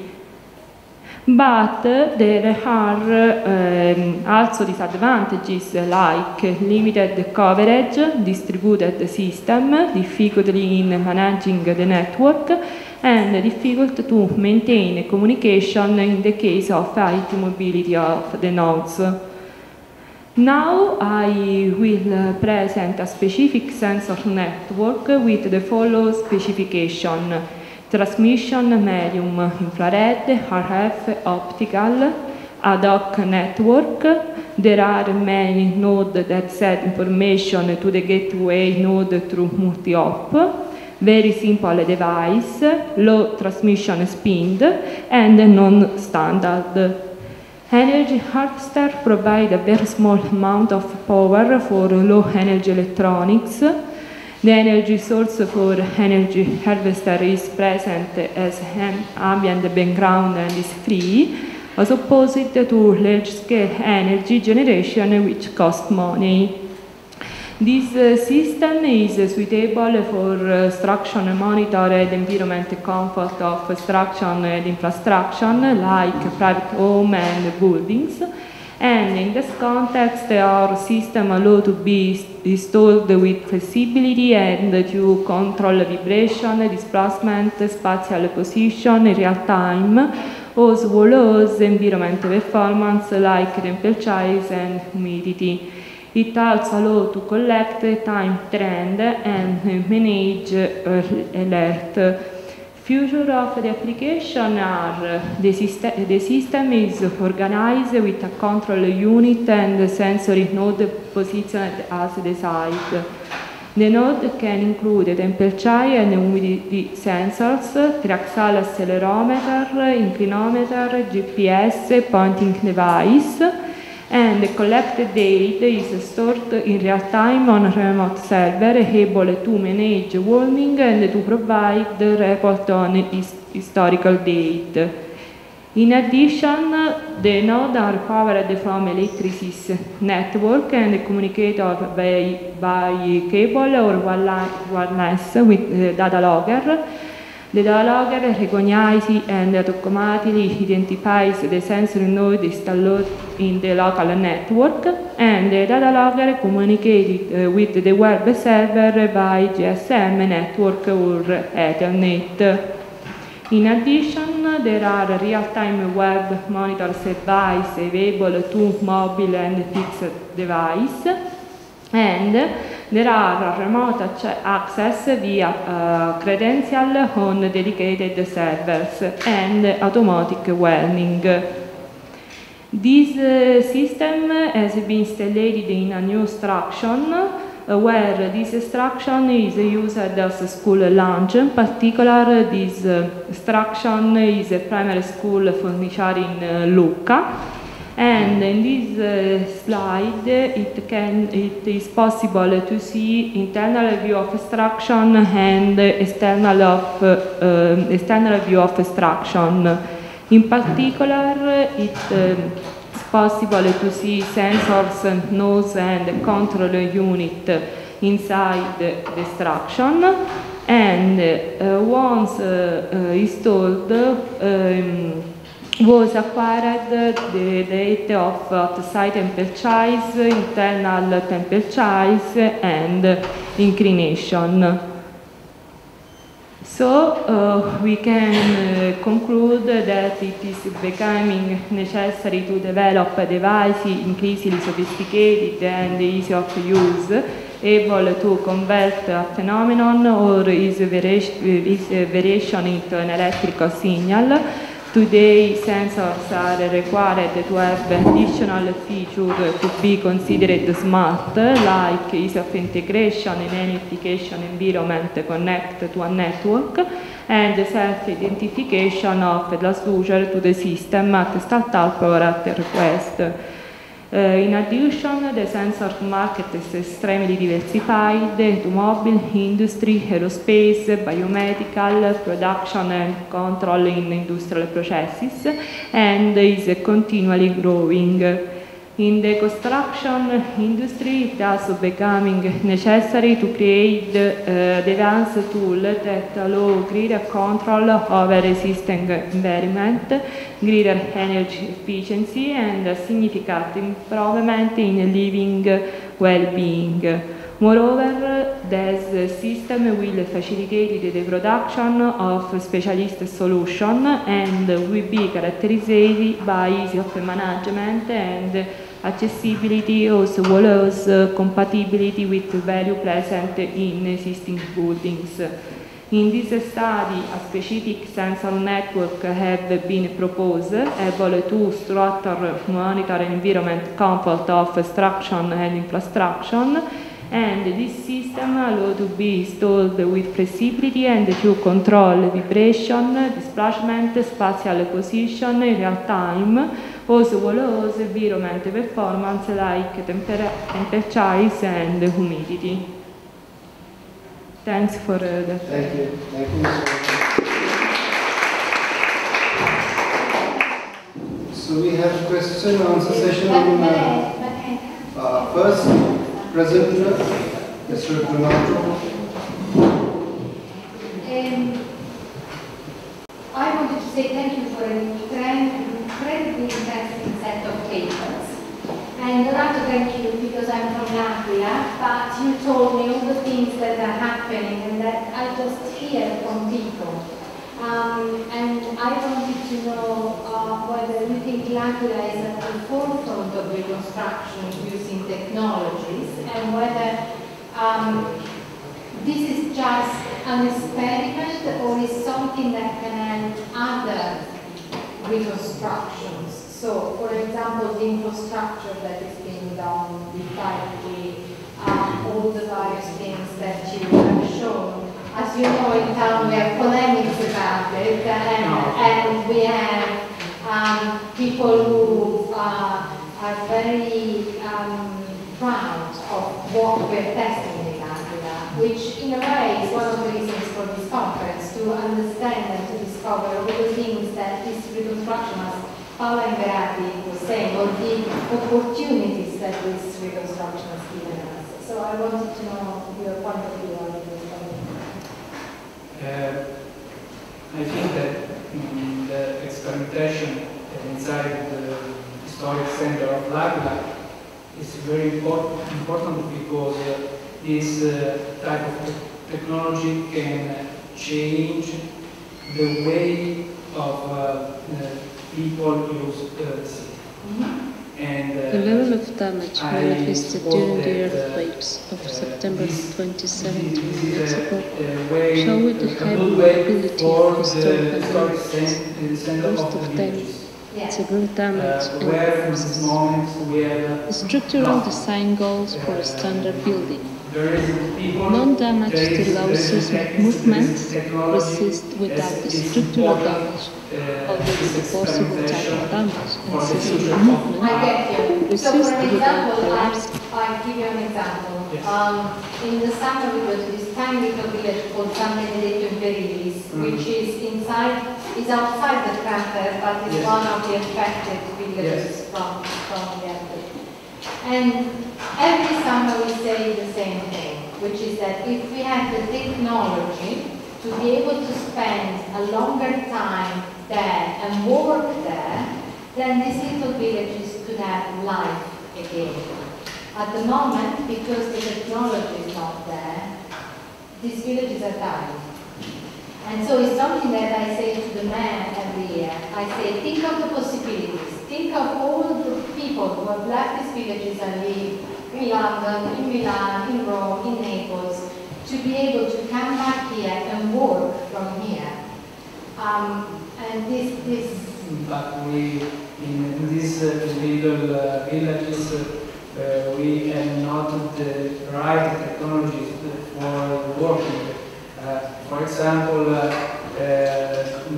we can work with, if we have in this these villages the digital network.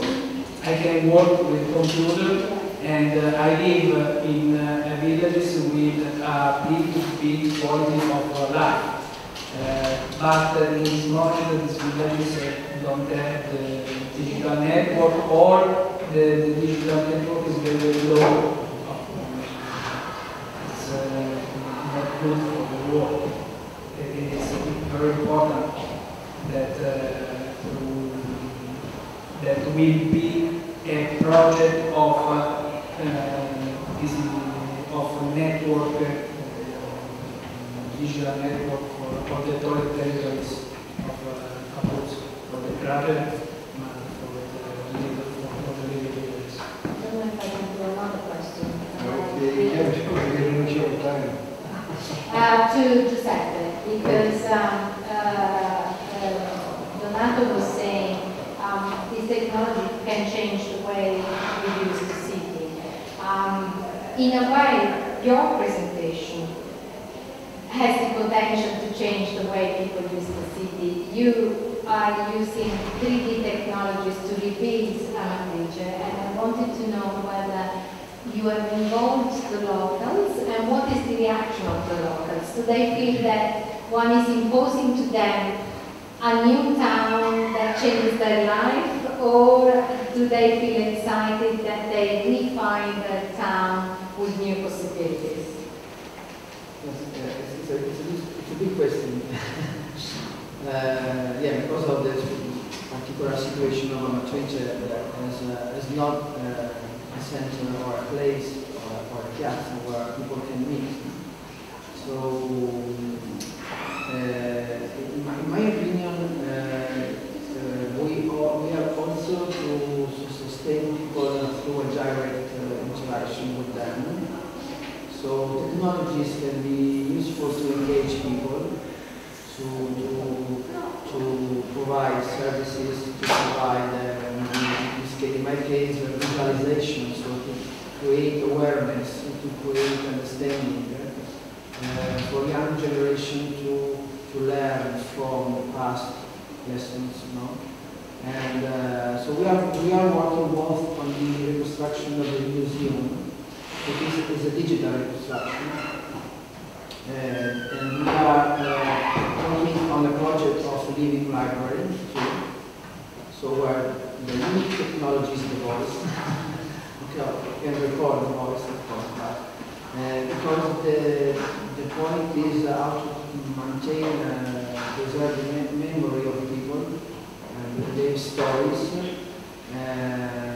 There is Casa delle Donne, there is the Women Charity Society, so that is the living project. They did physical plastic, physical maquettes, so people started to touch or re-engage themselves with the spaces they love. So in my opinion, one technology is not enough. One approach, one functional approach is not enough. So we need both to work with decision makers and both to work on the perception of people that now are really disappointed. So the perception at this moment is no one is doing nothing. But this is a common problem. If you read our newspapers every day, this is the reality. We are keeping the national audience alert on migrants, and so every day, every night on Italian TV and newspapers, people are speaking about migrants, okay, but we have a big problem, the central of Italy. We get 4 regions affected by an earthquake, and nobody, and the public opinion is not aware about this problem, because it's a really important problem about the economy of 4 regions. One is the capital, the region of the capital. So it's a very important problem, because he was saying about the internal areas of Italy, because Amatrice has 69 fractions. So if we are able to resolve, to fix the problem of the town of Amatrice, how to fix the problem of the other 69 villages that where the no phone line is active, there are a lot of fractions that are banned from phone digital line, not internet, 4G, 5G, sensors, they don't have a phone, a cell phone running, functioning, So this is a big issue. So probably we'll fix our situation, but we will lose 69 or 50 or 30, 40 places. This is the reality. So I think we have more questions. A short question, if I may. Sometimes the questions are longer than the answers actually. In your moment, you focus just on structures or also on roads and networks of open spaces while analyzing the city? We started to work on material, tangible issues, so blocks, buildings, plots. We are not focusing now on public spaces, public realm, because we are supposing that we are maintaining, keeping the same weight, the same footprint.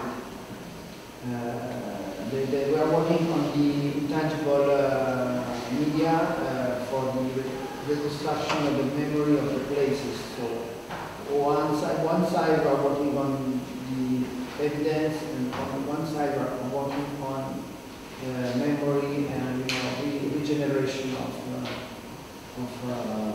personal identity. So you are not open to what if the scenario, like what if this street was larger, or that square was bigger, or this small passage turned into a street? We are not working for a very simple reason, because the mayor was re-elected less than 1 month ago, so we lose 1 year of work in some way. I hope that we are not losing 1 year of work, because of course we started the project with a former mayor. Now we have another mayor. I met him 1 month ago in Amatrice, and then of course every cycle has different approaches. In Italy there is a sort of fatwa for the previous mayor. Different things in the life. This is the problem. That's a common thing. Unfortunately, thank you. So by the time we have. Is it working? Is it working? We'll see. Hopefully. Hopefully we'll also hear. That teaches us that not to depend on technology that much. We have to balance our. Yeah, and provide sidewalks first and then fire. Yeah. Is it working? Volete avviare? Sì.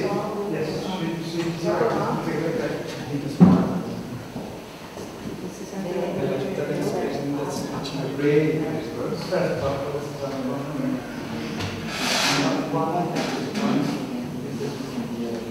Students geographic location next consider.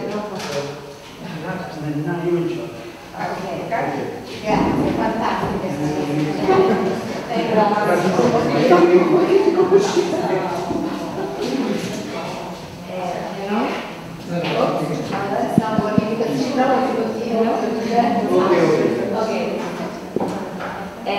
My name is Cristina. I am PhD of the University of Cartagena, located in the southeast of Spain. Currently, we are making a collaboration with the University of Mexico, in particular with the Professor Patricia Alarcón. She is the principal researcher of this study. Today, Patricia Alarcón couldn't come here, and she's asked me to present her work. This Friday, I am going to present my research in collaboration with Patricia. After this presentation, Patricia's email will be displayed. If anyone has any question or needs any explanation, please contact with her or tell me. Okay? This study is about the seismic behavior of the structure of the convent San Juan Bautista de la del Volcán during the earthquake on September 19, 2017, with epicenter in Achochiapan, state of Morelos in Mexico.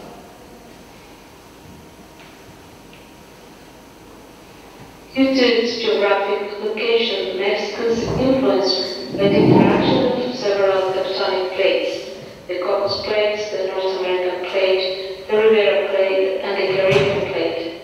In front of the state of Chiapas, in the south of Mexico, there is an interaction of 3 tectonic plates: the Cocos Plate, the Caribbean Plate, and the North American Plate. On September 19, 2017, a 7.1 earthquake struck Mexico between the state provinces of Morelos and Puebla, 120 kilometers far from Mexico City. The seismic focal mechanism describes a normal fault line, as it is shown in the picture, which is a characteristic in the case of interplate earthquake. In Mexico's region, border between the Cocos Plate and the North America's Plate generates a subduction zone.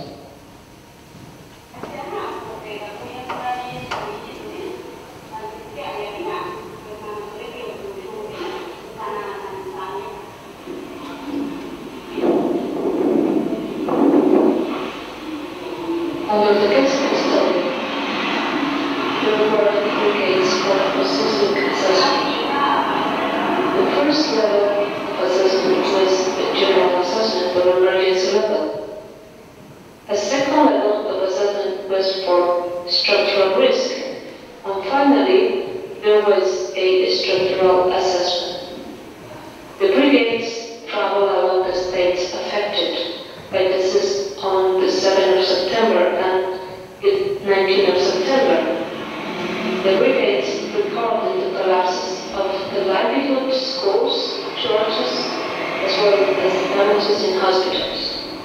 The brigades observed the high vulnerability of masonry buildings, mainly in rural and indigenous zones, as well in historical monuments.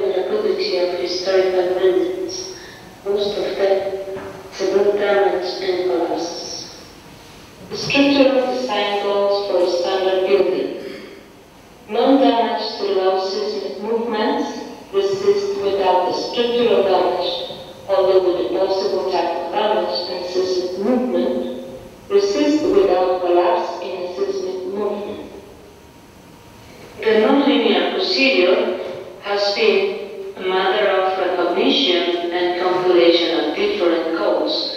Some of them are highlighted forward.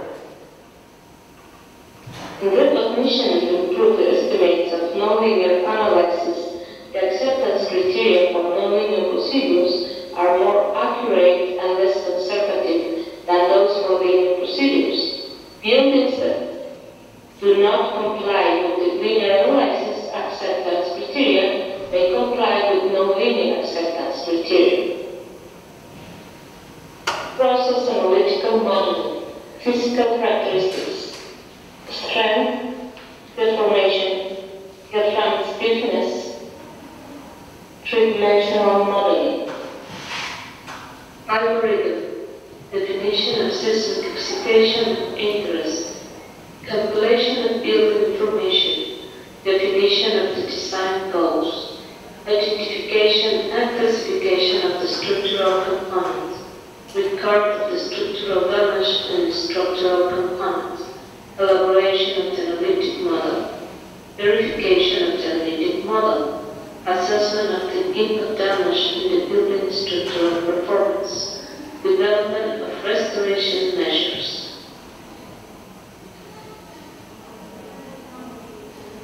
The objective of nonlinear seismic analysis is to predict the behavior of the structure in the face of future earthquakes.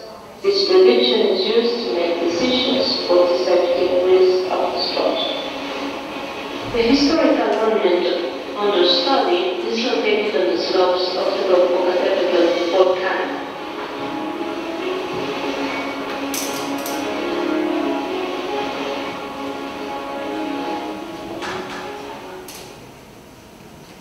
This is the monument. This is the case of the study, the convent of San Juan Bautista in the volcán in Mexico. This is the model of elasticity. Is characterized to design purposes through two idealizations. It is convenient to take into account implied uncertainty and the expert procedures to such design representation. Determinist versus probabilist. For the nonlinear finite element analysis, the abacus program was used. The structure was modeling considering it a plastic stone masonry. The response of the structure was analysis at each stand of the earthquake. Then, considering the most representative accelerogram of the seismic movement in the study area.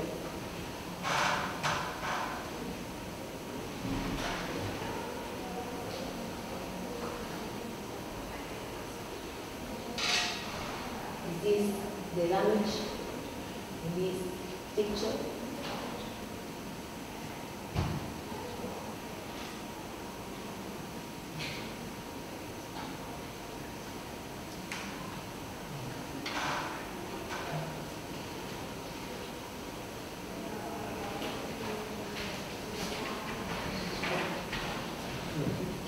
Conclusions.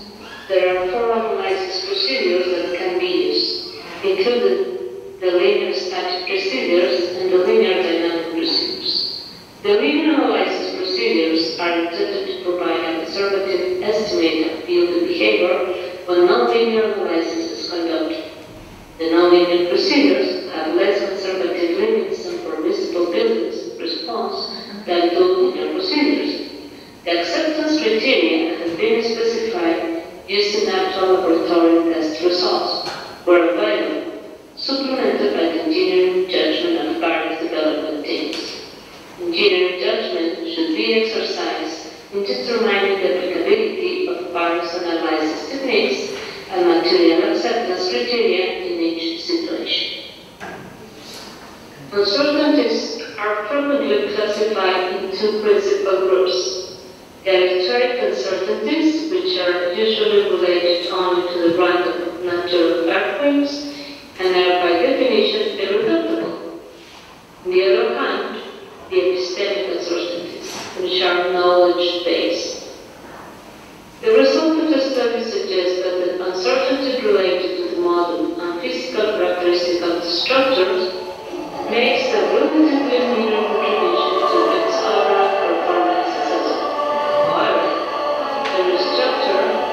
unique way to take pictures and details that are not covered by the sun.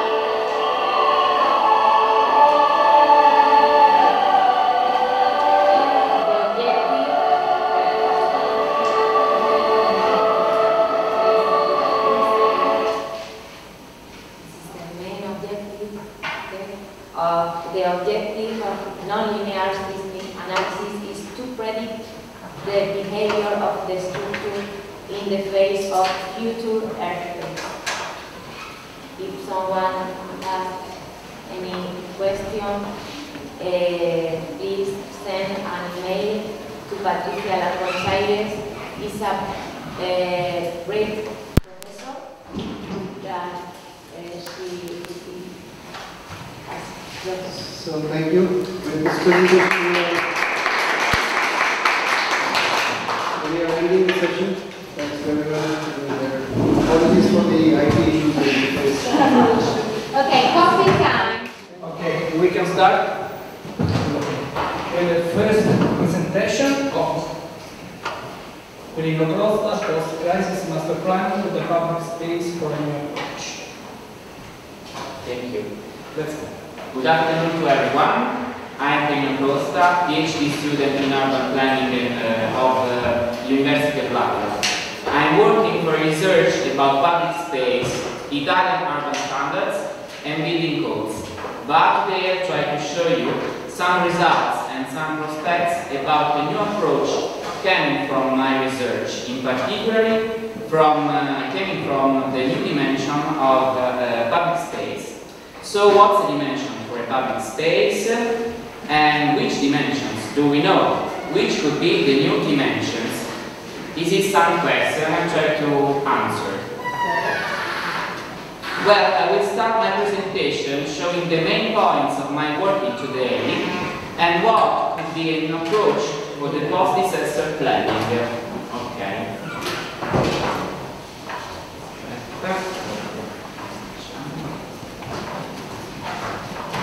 Through the study and design of the public space.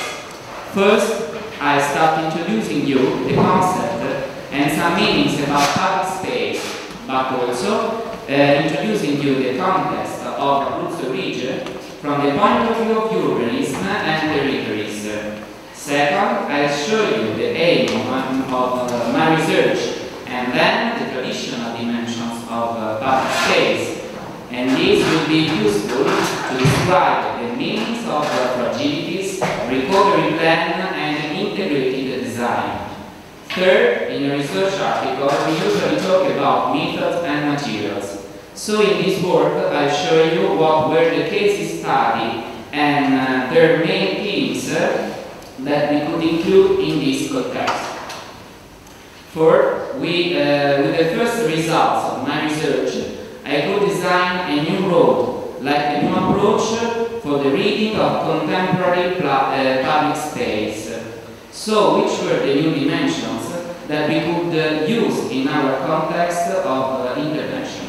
Fifth, reasoning around the results and the first impressions, we could think about a toolkit for a new design, not so far from traditional urban standards, for example, Italian national urban law, or building codes.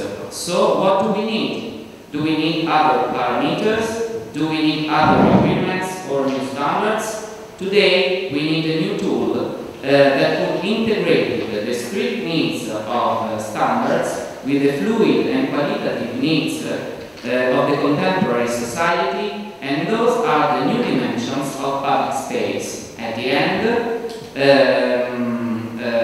of our reasoning, we could talk about the prospects like open-minded public space and pedagogies for public space. Okay. Let's start talking about some definition of space and then how these kind of spaces converge into the region layout and which could be the reference framework for our post-earthquake. I define the concept of space through four paradigms: goods, private, public, and collective. Therefore, my research is concentrated on the understanding of space as a public or collective good, and for distinguish two different types of properties: that which belongs to the state, to local institutions, and through them to all citizens; that which, however, belongs to a precise community. By distinguishing these two types of spaces ownership, we also distinguish different types of intervention based on purpose, on the function and type of society that use them. What happens if in some urban settlements in a certain territory occur a catastrophe? We can distinguish the conception of catastrophe from calamity and disaster. The first relevant data is constituted by the perception that the affected communities have retained the loss of its places beyond the private spaces. What happens to public spaces compared to the binding of people to them? The main factors are vulnerability, resilience, and also the fragility of the territory and of the community. These are some schemes of what happens after a catastrophe to the relationship between community and places, and relations between citizens. In this scheme, you can see what happens. So, for Abruzzo region, we can say that we have a coastline city, median city, net of villages in segregated landscape, and the agro-silvopastoral system of national park. So this is our context of work. This is the reference synthesis that draws the spatial concept of the Abruzzo region with a territorial scale. Therefore, this should be the diagram to correctly interpret the types of post-catastrophe intervention.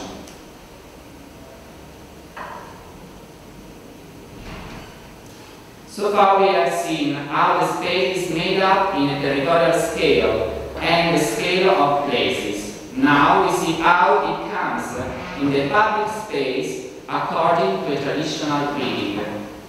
According to the traditional literature, we can consider useful to understand the public space four dimensions: shape, through the study of its morphology; function, through the analysis of its uses; type, through the investigation of its changing shapes through different functions and plans; and the end, perception, through the imaging and the meanings that the space leaves in the collective conscience.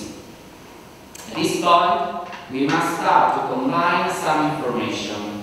In my research, I examined 4 disciplinary areas in which the public area is treated: the national and regional urban planning law, the charters of the national urban institutes, the distinction between material and immaterial heritage, and the concept of identity landscape. Public space is the defined place of the urban landscape in which the socio-cultural identities, they are the same through which a community recognizes in that place the existence of its own binding, and in function of it, the community lives it, elaborates it, and in it builds a relational network that makes it special and functional instead of any kind of space. If a catastrophe occurs in an area already affected by structural and socio-economic fragilities, what are the most effective methods of intervention? They are all those that involve geocommunities. They are those that help without repressing the fragilities and promote the development of resilience against vulnerabilities through state incentives and direct involvement according to co-planning and co-determination. It's therefore necessary to define rules so that participation works in an horizontal relationship of mutual responsibility. This is integrated design.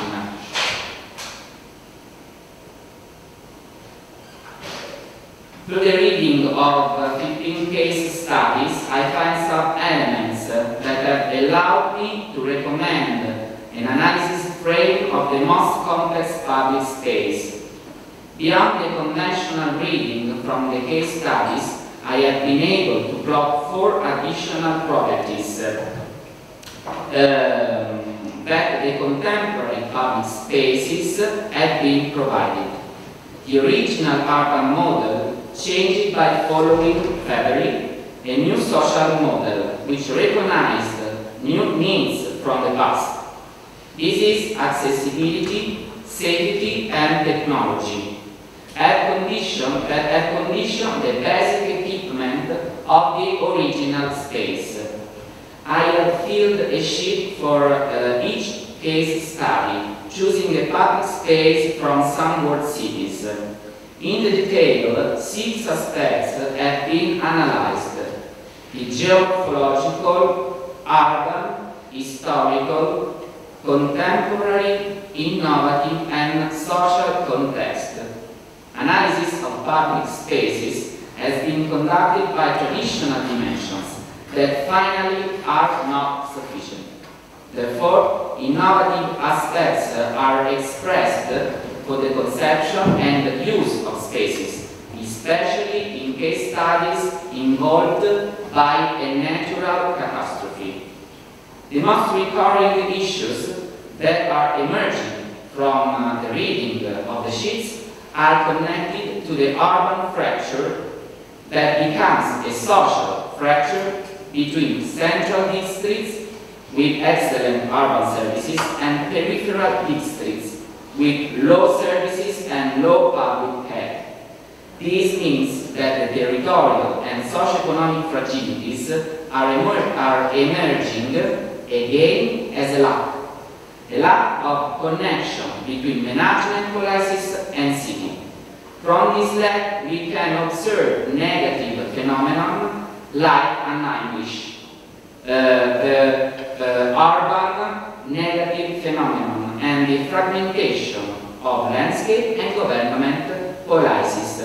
So it's necessary to contract shared and inclusive government policies as project and participatory planning. 5 minuti, ce la posso fare. Now we talk about one study cases and my last experience working in a summer workshop with some students. The first study case is Kesenuma, a little city in the northeast of Japan affected by the tsunami of March 2011.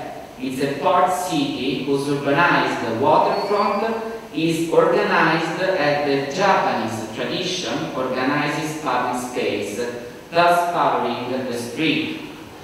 Reconstruction interventions aimed at risk mitigation have came into conflict with the perceptive relation that communities have with the perceptive dimension of public space. No wall that could interrupt the visual continuity between the city and the ocean was accepted. So the street, as a public space of excellence, has been preserved to fulfill a multifunctional role linked to the temporary nature of the activities.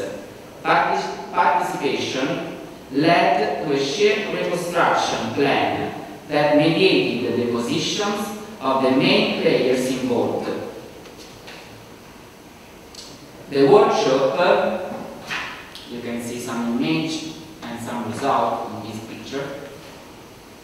The workshop, made with the 3 Italianates, has been carried out in Pesco Costanzo. There is a medieval hamlet located in an important naturalistic mountainous area of the Abruzzo Apennines. exposed to a seismic and hydrogeological risk.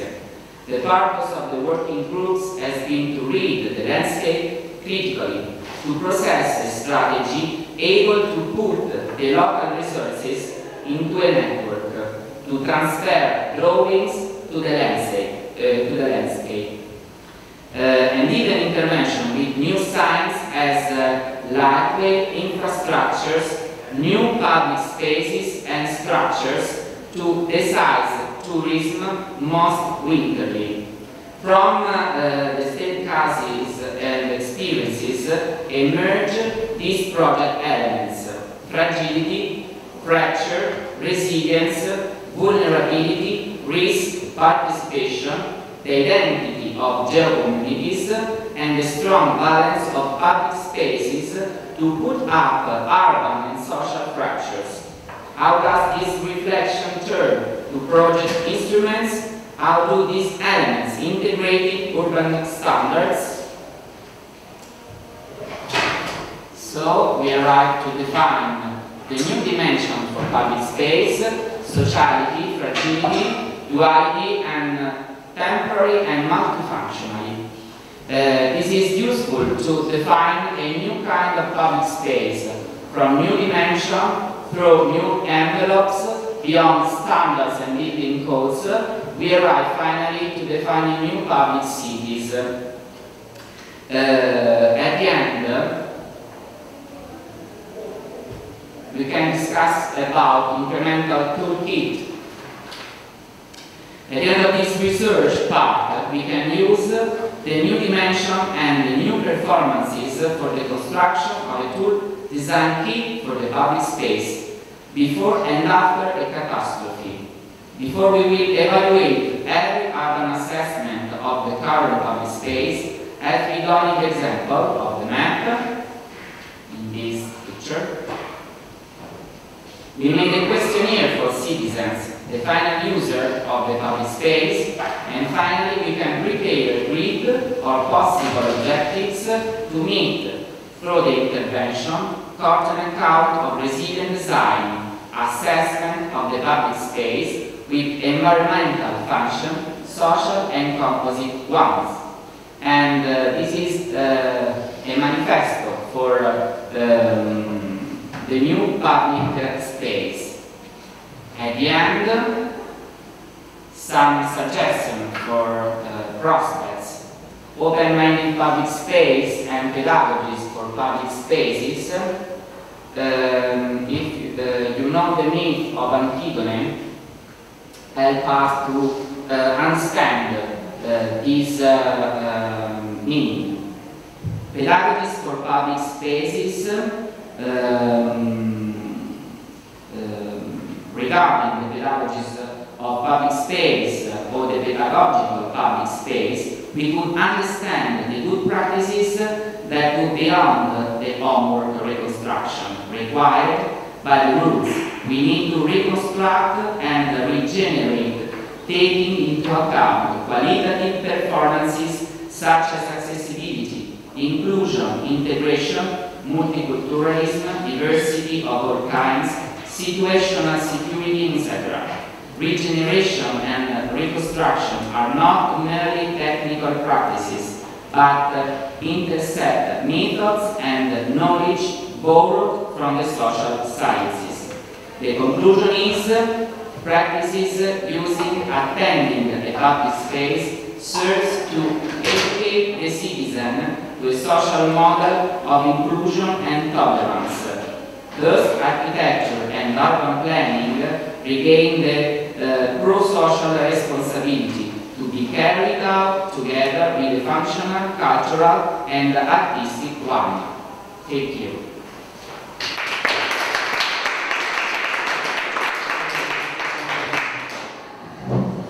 If you have any questions for Torino, because Torino must to go away. There's no questions? No? Yes. Thank you. Okay. Enrica Brusa. the emergency management after the Emilia-Romagna Lombardia earthquake, a comparison between the regional experiences. Good afternoon. I'm a PhD student from Università of Milan, and my PhD thesis is about restoration of cultural heritage. So I will give you a focus on cultural heritage. The topic of my research is about the management of the emergency phase that follow the earthquake. And this afternoon I will talk about the emergency management that followed the Emilia-Romagna earthquake. My presentation will start with a reason about the earthquake and some features about the emergency management, with a specific focus on the management of the emergency phase that interests the cultural heritage. I will give also about some specific tools that were used in this occasion, and after a couple of examples I will give some final remarks. So as maybe someone of you remember, this earthquake involved three regions on the north side of Italy. This region were Emilia-Romagna, Lombardy, and a little part of Veneto. And there were two main shakes that happened, the first one on the 20th of May, and the second one on the 29th of May. So these two shakes were quite close one to each other. And they had a magnitude of 5.8 and 5.9. And as you can see in the map that stands at the top of the slide, for many years people forgot that this area were existing areas. But we know that also in the past, for example, at the end of the 16th century, there was a big earthquake that was located in Ferrara. And so, for many years, people built houses and monuments without knowing this particular location. And furthermore, as you can see in the map that stands on the right side, there was at least 7 big shakes that had a magnitude that was superior to 5 Richter at least. So it became more clear that it is really important to react immediately in order to reduce the damage that occur to cultural heritage. And in this sense, there was a first phase of the emergency that had a duration of 2 months, so 60 days after the first shake. And the supervision of this phase was changed to the Italian civil protection. During this emergency phase, civil protection had to supervise some important and urgent activities like the assistance to the involved population and the verification of the eligibility of the damaged building and also the design of the shoring system for this emergency building. After these first 2 months, the supervision of the emergency is transferred to each involved region. And what about the emergency management for the cultural heritage? Well, it's important to underline the fact that just a few months before the earthquake, so in February of the same year, the Italian Ministry of Culture had decided to develop a specific office that had the duty to coordinate all the activities related to cultural heritage that were damaged by a catastrophic event. And this special office that is called Unit of Crisis has 2 different levels. The first level is a national level and the second level is a regional level. So it should have activated a regional unit of crisis for each involved region by the catastrophe. And This regional unit of crisis coordinates the activities with the public entities that are involved in the management of the emergency. So this unit of crisis coordinates the relation with the civil protection, with the firemen, and with all the volunteer associations. The unit of crisis is divided into three main operating units. The first one is the operating units that concern the organization of the damaged surface and the storage of the acquired data. The second operating unit concerns the technical coordination of the surface, and the third unit concerns the organization of the temporary warehouses where the damaged movable heritage will be located and restored. Concerning some features of this experience, first of all, it is important to underline that all the interventions that were performed in the first emergency phase for the damaged cultural heritage were performed only to damaged cultural heritage that would be a danger for public safety. In fact, concerning the financing, the cultural heritage was at the end of the process. So the priority was given to the public function, like schools and town halls, and also to the industries, and then to the cultural heritage. And another important thing is that the awareness of the officers of the unit of crisis about the presence on the territory of the cultural heritage were incompleted. In fact, there were some catalogs, but these catalogs about cultural heritage were at this moment still incomplete. And another thing is that the public entities that are charged of the intervention on cultural heritage should have been firemen, but in some cases there was a small number of firemen, and so the officers started a collaboration with external experts, for example, with structural engineers from Venice University. In this slide I've shown just where the temporary warehouses were located. There were two warehouses in Lombardy, in Mantova and in Suzzara, and another one is located in the Emilia-Romagna region in the city of Sassuolo, which stands in the province of Modena. Concerning the numbers, there were almost 500 of damaged cultural heritage in Lombardy, and almost 1,000 of damaged cultural heritage in Emilia-Romagna. Concerning the tools, we can say that it was developed a specific sheet that helped the officers in the service activities. This sheet is about the kinematic mechanism that regards the damage to cultural heritage, and there are three different typologies.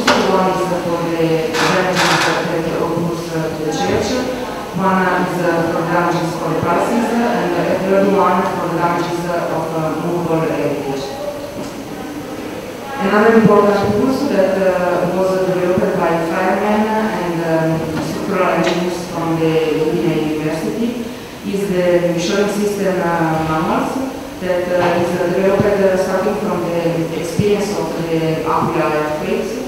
And this is the manual that gives some important information about the design of measuring systems for the damaged buildings.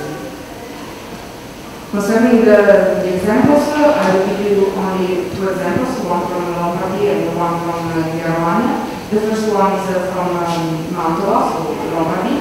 Santa Barbara Church had the collapse of the lantern that stands at the top of the tower.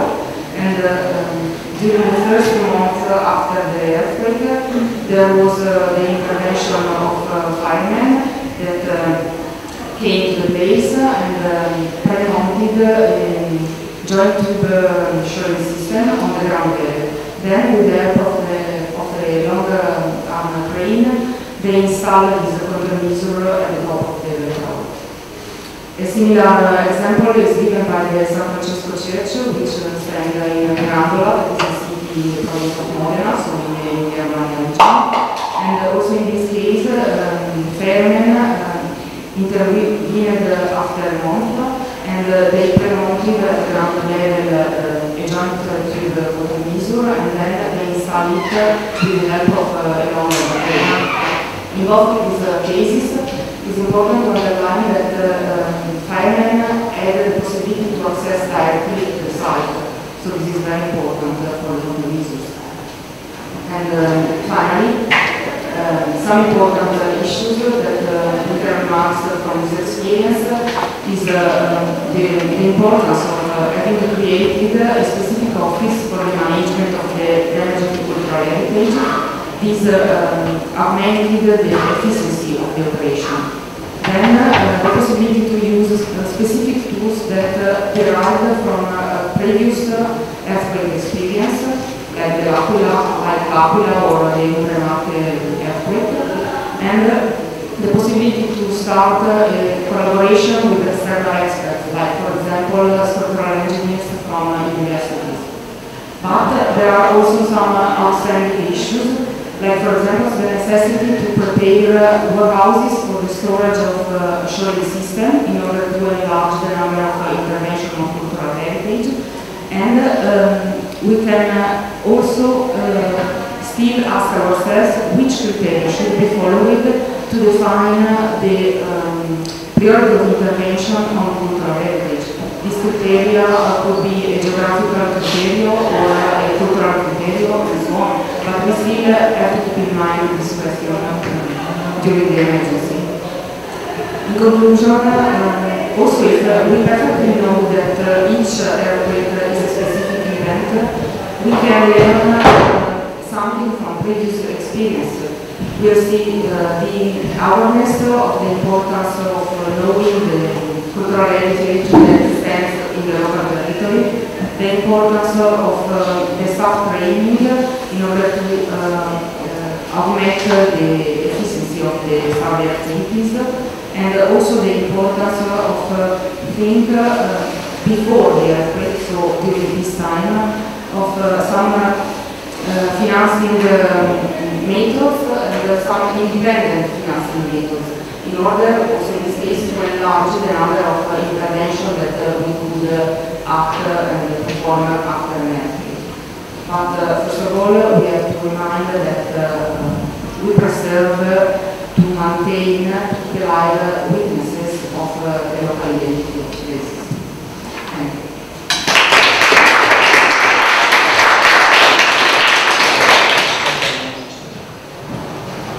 There is questions, or you have any questions? Yes. Despite cities and societies in your title, you referred mostly to experts and governmental agencies and staff in general. How about participatory process? There were several interesting and quite efficient actions taken place in Emilia-Romagna in particular. Are there in any way part of your interest? Yes, this participatory process concerning the emergency phase, so the first phase after the earthquake, is about the volunteers that give assistance to the population. And there are another specific topic that is a legal topic about the civil protection, the Italian civil protection, and some association of volunteers that can be trained before events, and then they participate to emergency, but they could only participate to the movable heritage restoration and orientation. So concerning the cultural heritage, the properties, there could be given only public and governmental training. So participatory process, there are participatory process, but they concern only movable heritage and not the properties. curious about you mentioned a guidebook of shoring systems that were developed, I think, for l'Aquila. Is that proprietary? Does anybody have access to that information? Yes, both these two manuals, there are, one is a manual and the other is a sheet, technical sheet. They are available online. If you write the name that are on the presentation, so Vademecum Stop or Manuale delle opere professionali, you will download, you can download. But unfortunately, they are in Italian. So there are parametric criteria that you can read also if you doesn't know Italian, but they are available online. Is it a kit of parts, or is everyone custom made to these standards? You mean the possibility to... the shoring itself, is it like a scaffolding system? Yes. Pieces you come and go and you can add pieces? Yes, it concerns different types of shoring system, and it gives information about starting from the dimension of the wall. You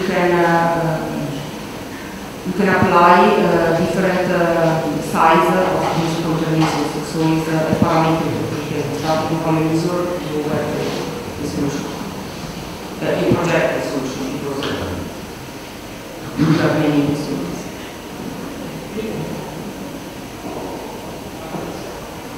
What's the organization that decides what to prioritize in the case of an emergency, in a crisis situation?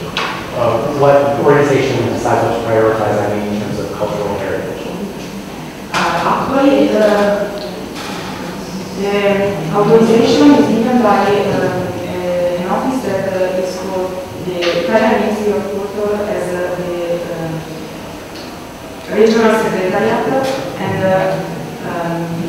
this secretariat gives the authorization for intervention. But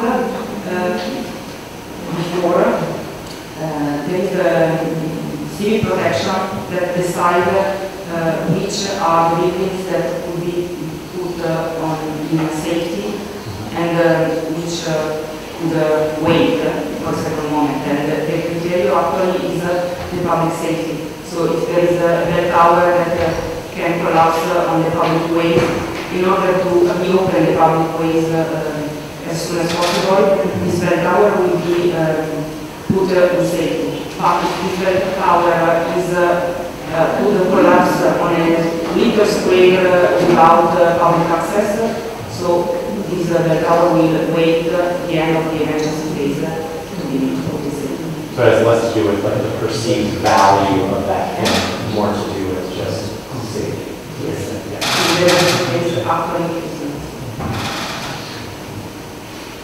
Not even in terms of risk assessment, sorry.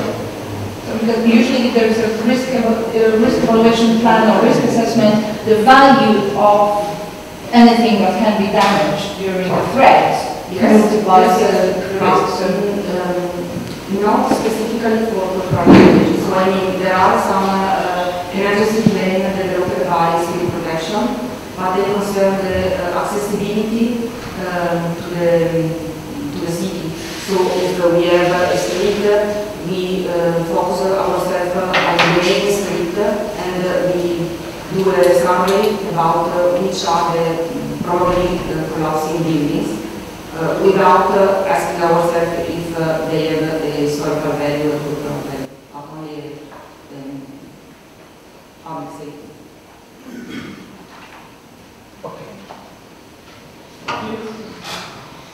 And to the students, the earthquake of l'Aquila is an opportunity for building structural energy retrofit, multidisciplinary approach for the former San Salvador Hospital.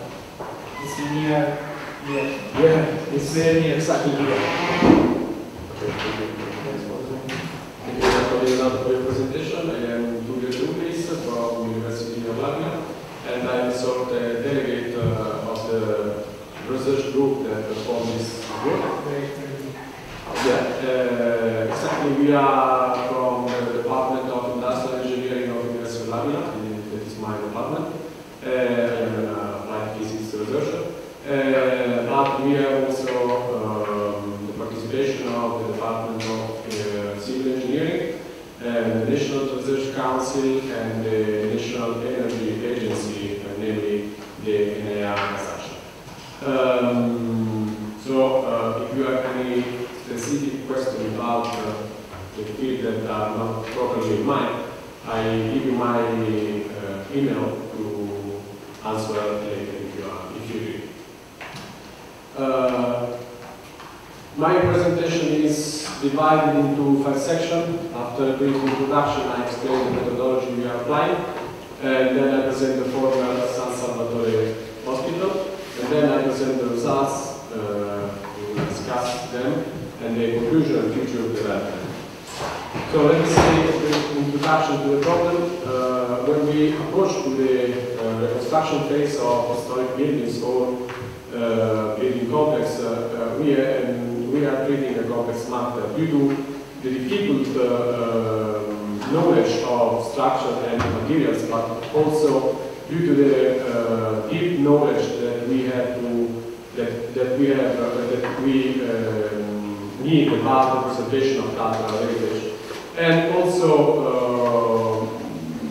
another problem is often the lack of document or project data. So the reconstruction phase of historic buildings often require tailored methodologies capable of carrying out multi-objective analysis. In our opinion, during the emergency and the post-emergency phases, in many cases the priority is to recovery, to rebuild the normal functionality of the building, but often the quality of the reconstruction and the refurbishment intervention is not considered. So, in our opinion, an earthquake, our earthquake that in Prague in 2009, as other natural disasters, represent an opportunity for structural and energy benefit. The aim of our work are threefold. We would like to create a methodology based on multidisciplinary approach and sustainability principle, but we would like to also to create guidelines useful for both for policymakers and designers, and this aim, together with the third aim, have to be concluded. The third aim is the development of operating design tool that we hope to be usable in other similar contexts. For what concerns the methodology, that I hope is readable, we try to summarize in 3 macro phases. The first phase is a cognitive phase that requires usually a huge effort. Because we have to acquire the information and document about the building or the building complex we are analyzing. And then we have to perform diagnosis of the building under analysis, but at the same time we have to consider the dangerous condition provided by the structure that often are seriously damaged by the earthquake. Into the first phase, the cognitive phase, we have to perform also the vulnerability evaluation, and then after at the end of the first phase, we process the data in order to create the base to build model, both structural and energy model, through which we create intervention scenarios. At the end of the operating phase, so we would like to create a guideline and SME for an operating design tool. Let me introduce the study, the former San Salvatore Hospital, that I said before by Dr. Donato, is the place where we are now. We are in. Yeah. We are in you know, the building of the Department of Human Sciences. The former San Salvatore Hospital is this complex here. And it now belongs to the University of L'Aquila. So the construction phase is linked to the future intended use of this building complex. It is located in the northern part of the city, inside the ancient center of L'Aquila, and is bordered by the city's wall in the north, here, as you can see here, and is bordered by important access road, namely Viale degli Abruzzi, in the southern part. That Viale degli Abruzzi is significant because it represents an archetype of the modern transformation of the ancient city center of L'Aquila. The first important effort we performed is related to the knowledge of the historical evolution of the building complex that starts from the 16th century with the foundation of the Sant'Agnese Monastery. And then underwent constructing development until it housed the hospital at the end of 19th century. During the 20th century, the complex has undergone significant changes until a gradual abandonment due to the relocation of the hospital that now is in another place of the city. Today, the only active site is the one in which we are now, the Department of Human Sciences. And so, therefore, we are working to imagine future use of this building complex. Before presenting the main findings of our works up to now, I would like to underline the main criticalities we found in the application of a multidisciplinary approach. The first criticality is the difficulty of taking accurate measurement because of, as I said before, the dangerous condition of the structural members of the buildings. So that limits the knowledge of the general condition of the complex. The second criticality is the knowledge of the construction phases. And as I said before, the knowledge of the historical evolution of this complex required a huge effort by the co-authors of the participants of the research project. Moreover, we have often a total absence of information on the energy performance of the building under analysis, both for concern passive and active elements. And a difficult integration often between structural and energy efficiency measures. Above all, when we are treating with historical buildings. The last difficulty that we try to overcome is that a multidisciplinary approach obviously requires the participation of experts from different fields. In order to try to overcome the difficulties and at the same time avoiding the dangers arising from structural damage, we applied a series of non-destructive testing techniques together with unmanned aerial vehicle. In particular, the IRT technique allowed us to identify the morphology of the building wall and the creation of an abacus of the wall that made up the building. We applied in particular the IRT technique on the building dating back to the 50s. And the results we obtained are that shown in the picture, in which we summarized the measured abacus we found during our measurement campaign. This is important to have two different information. The first about the structural member morphology of the building under analysis, but also to know the thermal performance of the wall we are analyzing. In this sense, the use of IoT technique together with theoretical calculation and specific simulation software allowed us to determine the thermal transmittance values of the wall under analysis that resulted equal to, in a range between 1 and 1.5 watt per square meter per Kelvin, that are values extremely higher than the limit value imposed by the national regulation, namely the Ministerial Decree of 26 June 2015. Moreover, thanks to the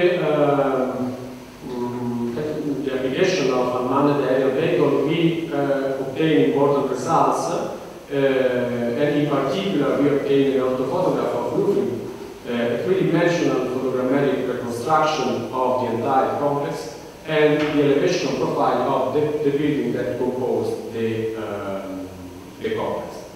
Thanks to this information, we had the possibility to visualize the whole building complex, to create a three-dimensional model, and to quantificate the damage of the building that composed the complex. Moreover, we had the possibility to create a georeferenced model thanks to the use of GNSS technique. Therefore, thanks to the three-dimensional model of the building complex, we performed the identification of elaborate addition and design incongruity, respectively highlighted in yellow and orange line. And in our opinion, this superfluous addition have to be demolished in future reconstruction of the building, because they have no value, because they suffer significant damage, and they have contributed to a deterioration of microclimatic condition of the building.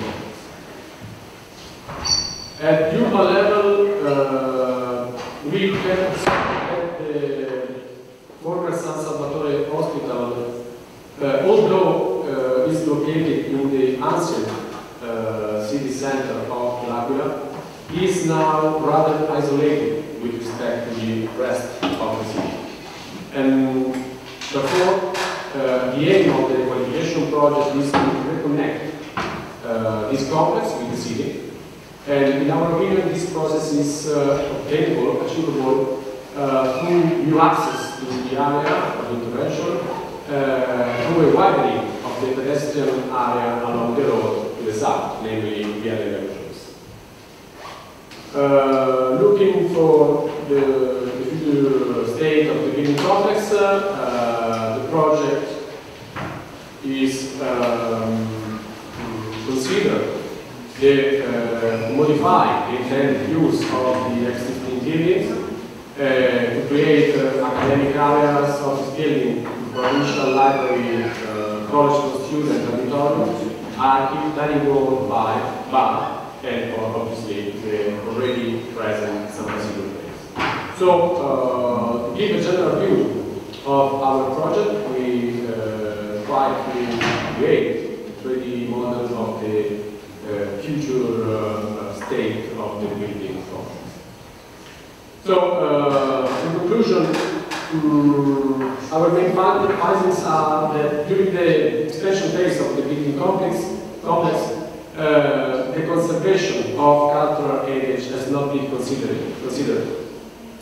The expansion phase and alteration have determined a remarkable difficulty in defining the material employed. The lack of urban strategies during the expansion phase of the building complex have resulted in a substantial isolation of the complex. And only the interaction between historical information, archive, and in situ service allow the knowledge necessary to have an overall view of the building complex. Moreover, we observe the importance of non-destructive testing, the application of this technique, to verify the construction apparatus. And the future development of our work would like to aim to define, as I said before, a guideline for the harmonious reconstruction of the building complex, developing an operating design usable for buildings undergoing post-emergency reconstruction. Thank you for your time.